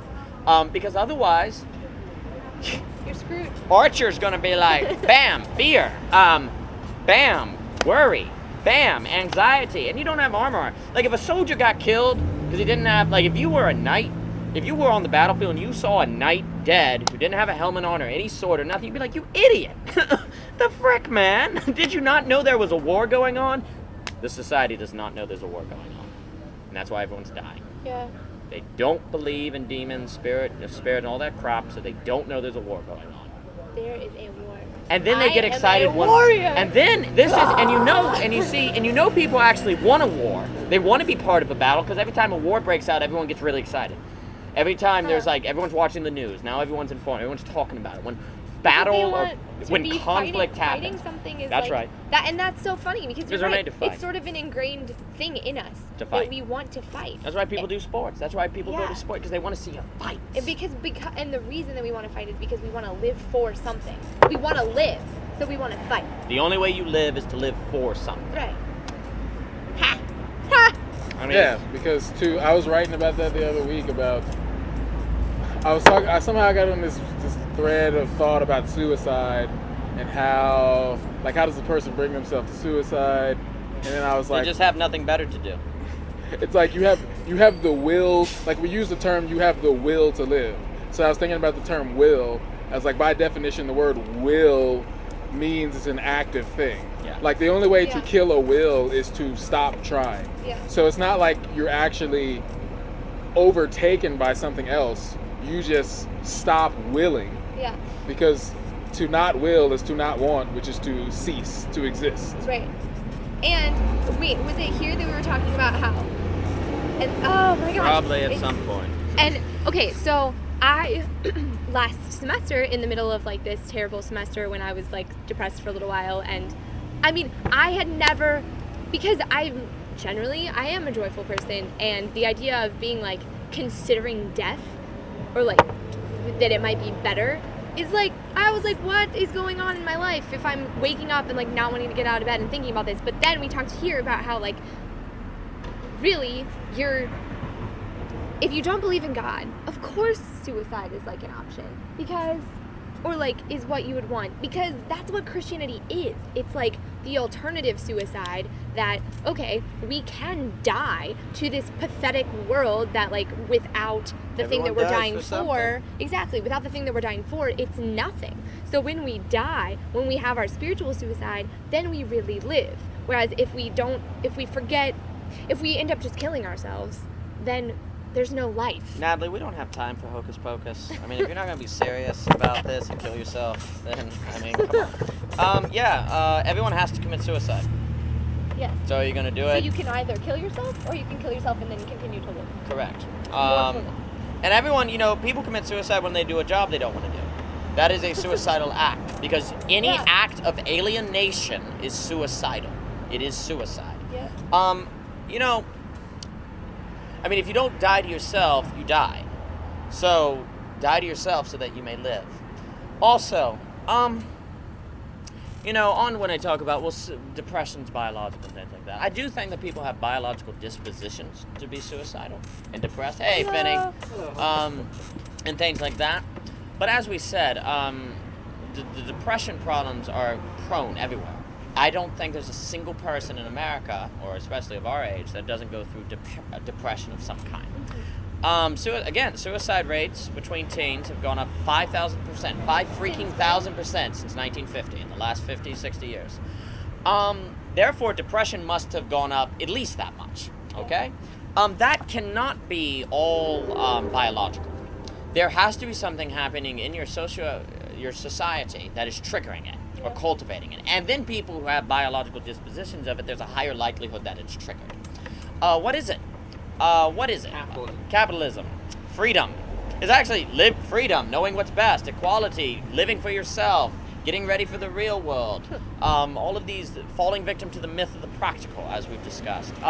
Being sexually liberated, wanting to be loved and loving everyone so that you can believing all falsehoods that are proclaiming that they're the truth. Yes, absolutely. So you fall into depression. That's a very broad diagnosis, Mr. Garland. Well, we've been talking for a bit, Mr. Finney, and if you would like to come in like any good television commentary and pick out a little bit and then give us a synopsis of it, that would be fantastic, and you can do that all you want. That is a very broad synopsis, Mr. Finney. Depression is the loss of the sense that you can give significance, or that you have no power to do so, that you don't have the power to make things different, that you're a victim. There's a victimization that's sort of going on, or there's a what's the point? Boredom. Depression emerges as a direct correlation from boredom, but defining boredom more as a direct correlation.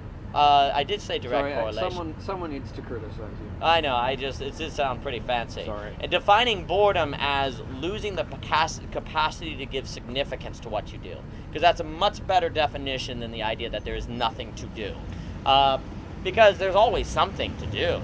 It's just that you have no drive, so no sex, taking that definition we've used, to do things.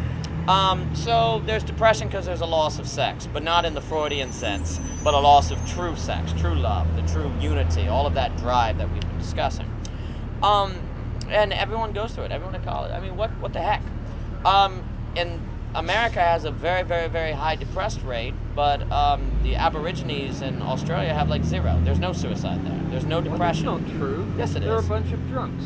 Okay, well, I didn't say accurate. Australia. Well, drinking is not inherently equal. A person is angry. I mean, we're given wine to make the heart merry. Aborigines in Australia have remarkably high rates of depression, alcoholism, and child abuse. I don't think that's true. That's very true. They have massive social pathologies. Aborigines? Yes. We're talking about... The Aborigines have massive social pathologies, which result from various things, but their interaction with modern life, perhaps. We're talking about Are you talking about the tribes that have been capitalized per se and moved into the cities, or the tribes that are existing among themselves in poverty? Because you're right. The point I was going to get, you're right about the people that have been forced into cities, that have been forced out of their way of life. But the people who are still living like in the poverty I'm not really describing either. I'm describing Aboriginal communities that live in modernity, but that doesn't mean you're right. Absolutely. I'm talking about Aborigines that are yet to be assimilated to modernity. The same is said with Cherokee Indians. The same has happened to a lot of your Indian tribes. Like if you compare and contrast what's happened to the Indian tribes that are still holding on to their land and existing in their native communities versus the ones that have, because of eminent domain or government regulations, have been sort of forced to live a life that they don't want to live. So you're absolutely right. I'm glad you brought that up.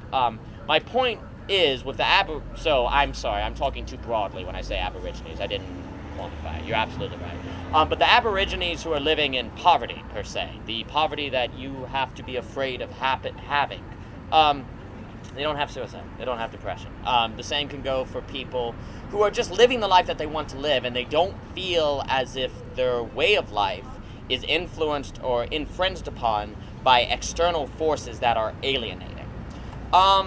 So when somebody says you need to be practical, the only practical thing is to do that which brings you joy. And if in the process of being practical you compromise your capacity to have joy, it's very contradictory. The correlation between a material object or an easy way of life and joy, there is no correlation. The easier your life can be, the actually more miserable it can be, because you're more prone to fall into this sense of I have everything and I'm not happy. Why am I not happy? And that leads to sort of the depression and the boredom that we're sort of describing. You posit quite, I hope you don't mind, I tend to like criticizing this. I know you like to criticize me. But just one and or I two enjoy comments. it. You posit human beings as being depressed primarily because of very existential questions. And it's not that I disagree, it's that I think that you have to identify each thing. You're speaking very broadly. So, for example, one link to in clinical depression, particularly in women, is Yes. promiscuity. But I think you're looking at that in a very larger sense, rather than what I would take to be the direct reason why clinical depression seems to be caused by promiscuity is simply that is related to the release of oxytocin, Right. and other Yep. bonding hormones. And so there's the fact that you're forming and you're constantly forming and rupturing Yes. emotional connections. right. And so that's But a the more thing direct. is that we have been here since 6:30 and we talked about promiscuity. in But that's that good. way. No, you're absolutely that's right. true. And there's the depression levels of, there are people who have biological dispositions because of their biological makeup to have the clinical depression you're describing. And I think everyone has a similar brain, so everyone has different, as some people have different, they're better at right brain than left brain. What I'm getting at is that something has happened in your society that increases the likelihood that's triggered, and not just people that have a strong biological disposition to it, because that phenomenon but you're describing you're positing a large existential crisis as being the ultimate cause, and I think that's No. I think totally- the existential crises that people end up having to face because they have everything and life is easier, so it can't be anything else but something wrong with them, results in a higher likelihood for people that have biological distance for that to be triggered, or forces people that even don't have necessarily, they're born with a biological disposition to go through that, to enter it. So I'm saying it increases the probability. I also think when we talk about existential crises, it's not just a sitting on a chair and going, "Who am I?" It can be I need to do this in order to be successful. It can be this, okay, well, I have to take these classes. A sense of having to do something that you don't necessarily understand or that you don't necessarily want to do, that very much can influence you, and the thoughts can enter and then affect the biological dispositions. There's also, this is the kind of depression, you can also have misery, which is the sense of I'm starving, or I'm poor and I wish I wasn't, and stuff like that, which then, that's almost more in line with, it's a kind of depression, but it has a different cause. Depression, in the sense that we're describing, is this sense of I don't want to get up in the morning. I don't want to wake up. There's nothing to do. I can have a sunburn on my back and be miserable, but that doesn't mean I don't want to get up in the morning. Because once the sunburn goes away, which is something that's happened to my body, I'm then good to go. But you can have in depression, you can have a sunburn, you could have no sunburn, you could have $1 million, you could have no money. The external forces you still just don't matter. They're secondary. You still just don't want to get up in the morning. And that phenomenon that we're talking about, depression, has skyrocketed in our societies. Just absolutely skyrocketed. I don't think there's a single teenager or high schooler that doesn't undergo it at this point. And so it's a question of why. What has happened in your culture that has increased this. I think you still have similar levels of misery as a globe. Free time. No, we're saying free time, boredom. We've talked a lot about how increasing freedom actually results in increasing limitations. Like I can have sex with more people, so I'll be happier. No, then sex becomes death. You're like, I have all the time to do anything I want, but I don't want anything. So then whenever you have free time, you're forced to acknowledge that I have no drive. Or then every time, you think, man, I have all this money. But if you have nothing you want to do with the money, then every time you get $100 bills, it reminds you that you have nothing to do with the money. Like everything then becomes a symbol of, I don't know what to do with this. I have no drive, or I've already had sex with 50 people. This is just another person. And things that are to bring you joy, things that are good, suddenly are transformed into symbols of your inner lacks, your inner losses. So the question is, what has created those inner losses? What is the loss that then all of the external things we get remind us of that? And that's the question. Because definitely what we've said, the more and more we create a culture where men and women are exactly the same, the more and more they're miserable. The more when we get rid of the acknowledgement that sexes, male and female, all are indeed different, in hopes of unifying, then the more broken apart they become, the more separated. There's a great Cracked article you should read that we've been talking about. 6 reasons why men hate women. 5 reasons that men hate women.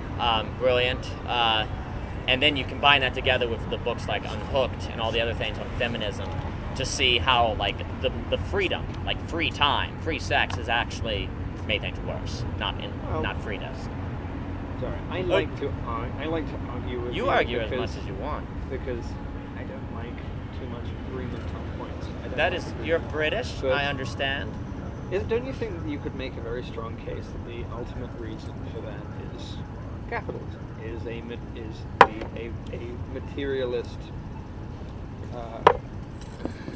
materialist system of thought and action, which ultimately can be all called under the general rubric of capitalism, right? Including the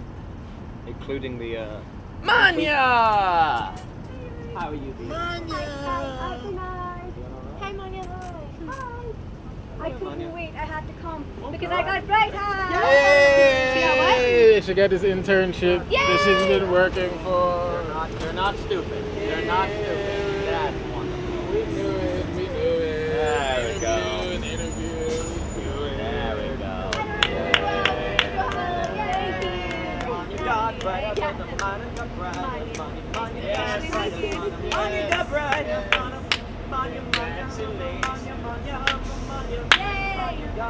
We knew it. Of course you did. Interview and then interview and then interview.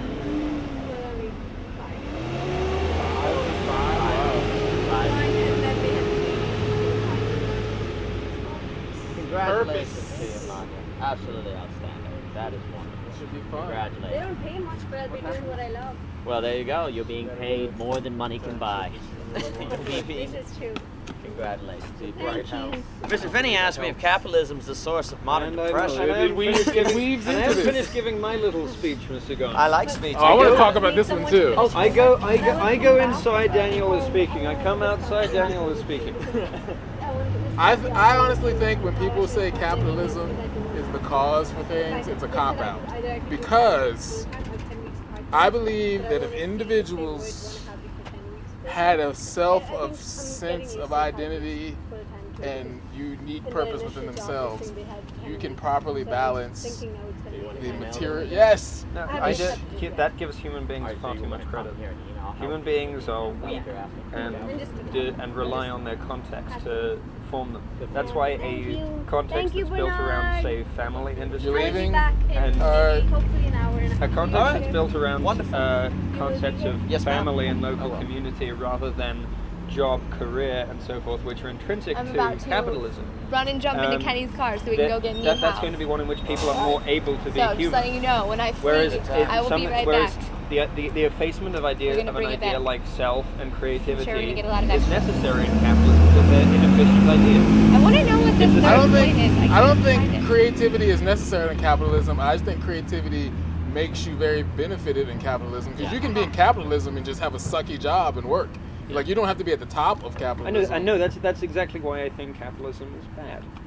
because it's in the nature of capitalism to produce for most people those thousands upon thousands, millions upon millions of soulless, very efficient, cog-tightening jobs. But I think this just has to do with the disposition of how you see the world. And do you treat people like cogs, or do you treat them as vital parts? But that's what capital. That's what the whole that's what the materialist mindset, which is underlies capitalism. If you let it, if you don't know, but you can't. The thing is that's seeing capitalism merely as a means, and you choose your own ends. But the ends which you are predisposed to see in society and humanity at large are shaped by the means. So if you live in a capitalist world in which consumption and attention to material efficiency is the primary concern, then those are the concerns which you will learn to be attentive to. Whereas if you are raised in a different culture, which is attentive to, as I said, to family and local community, then you will be attentive to other things. I find the prospect of corporatism frankly revolting, and I think that it's responsible for most of what you credit in the long run. The effacement of gender and of the effacement of gender and sex is a natural capitalist thing to do, because the family is a complicating factor. The effacement that you're describing it also happens in socialism. It can happen in anything. The difference between capitalism it happens more in totalizing large systems than it does in the sort of local organic communities. Correct. You're right about that. But I would say, while in things like socialism, people are forced to do these effacements. In capitalism, they're not forced, but they are influenced. So in capitalism, there's the room habituated. That's the thing, is I find that there's this chimerical idea of liberty which justifies capitalism, which I don't find all that convincing ultimately. There is no choice. Whatever system you're in is going to shape you. And so you should just aim for the best system, regardless of whether or not there's some notion of liberty animating it, which most people don't choose capitalism. No, that's not what I meant. I meant in capitalism, you can just be born in America and so just be forced into capitalism. However, and likewise you can be born in the Soviet Union and be forced into socialism. Likewise you're forced to be born. No human being can avoid some level of being forced to do something. The question is, on top of that forced decision, are you then forced again when you do actually have the capacity to do free will now that you exist and to make choices? In socialism, there's no room, you're forced again. So everyone becomes brothers and sisters, and everyone becomes same in that alienation. And I would argue in socialism, there still happens that tendency toward all systems have a tendency in their nature to efface individuality and to turn everyone into just gears in a system. No doubt. And definitely capitalism does it as well. My argument, though... I say capitalism is right up there. Oh, all of them are right up there. I don't think all of them are. I think that agrarian communitarianism does not turn people into cogs the same way industrialism does. This is true, but you can have that agrarian society within capitalism. But it will be destroyed because it isn't an accident that you get industrialization. Mm-hmm. It's the natural consequence of attention to material rather than spiritual and communal values.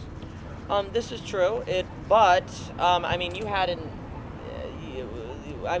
had in China during Mao Zedong, an unbelievable emphasis on farm life and that agrarianism that the government sort of created for its citizens that resulted in starvation, that resulted in misery for lots of people. Or an attempt at massive economic planning rather than, again, other than organicism. Yes. Well, you see this, I think a lot of what you're describing also happens where human beings are more concentrated, if you move local government to state to federal, or then people like living on small families in Virginia are more thinking, once I get to New York, I'll be happy. They lose sight of what they're living around on bigger and better things, which definitely all of the advertisement and all of capitalism is trying to make you do, to turn you into a gear.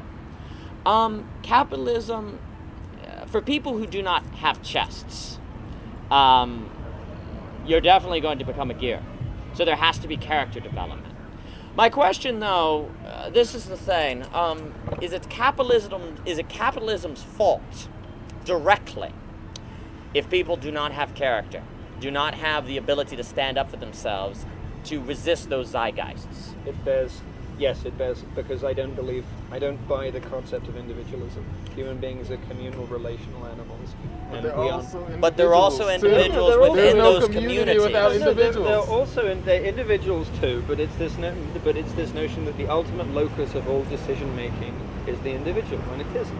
It's both. It's because then you can turn around and say the ultimate locus is the community, and you lose the individual. No, I think that the locus exists in the relationship between the two.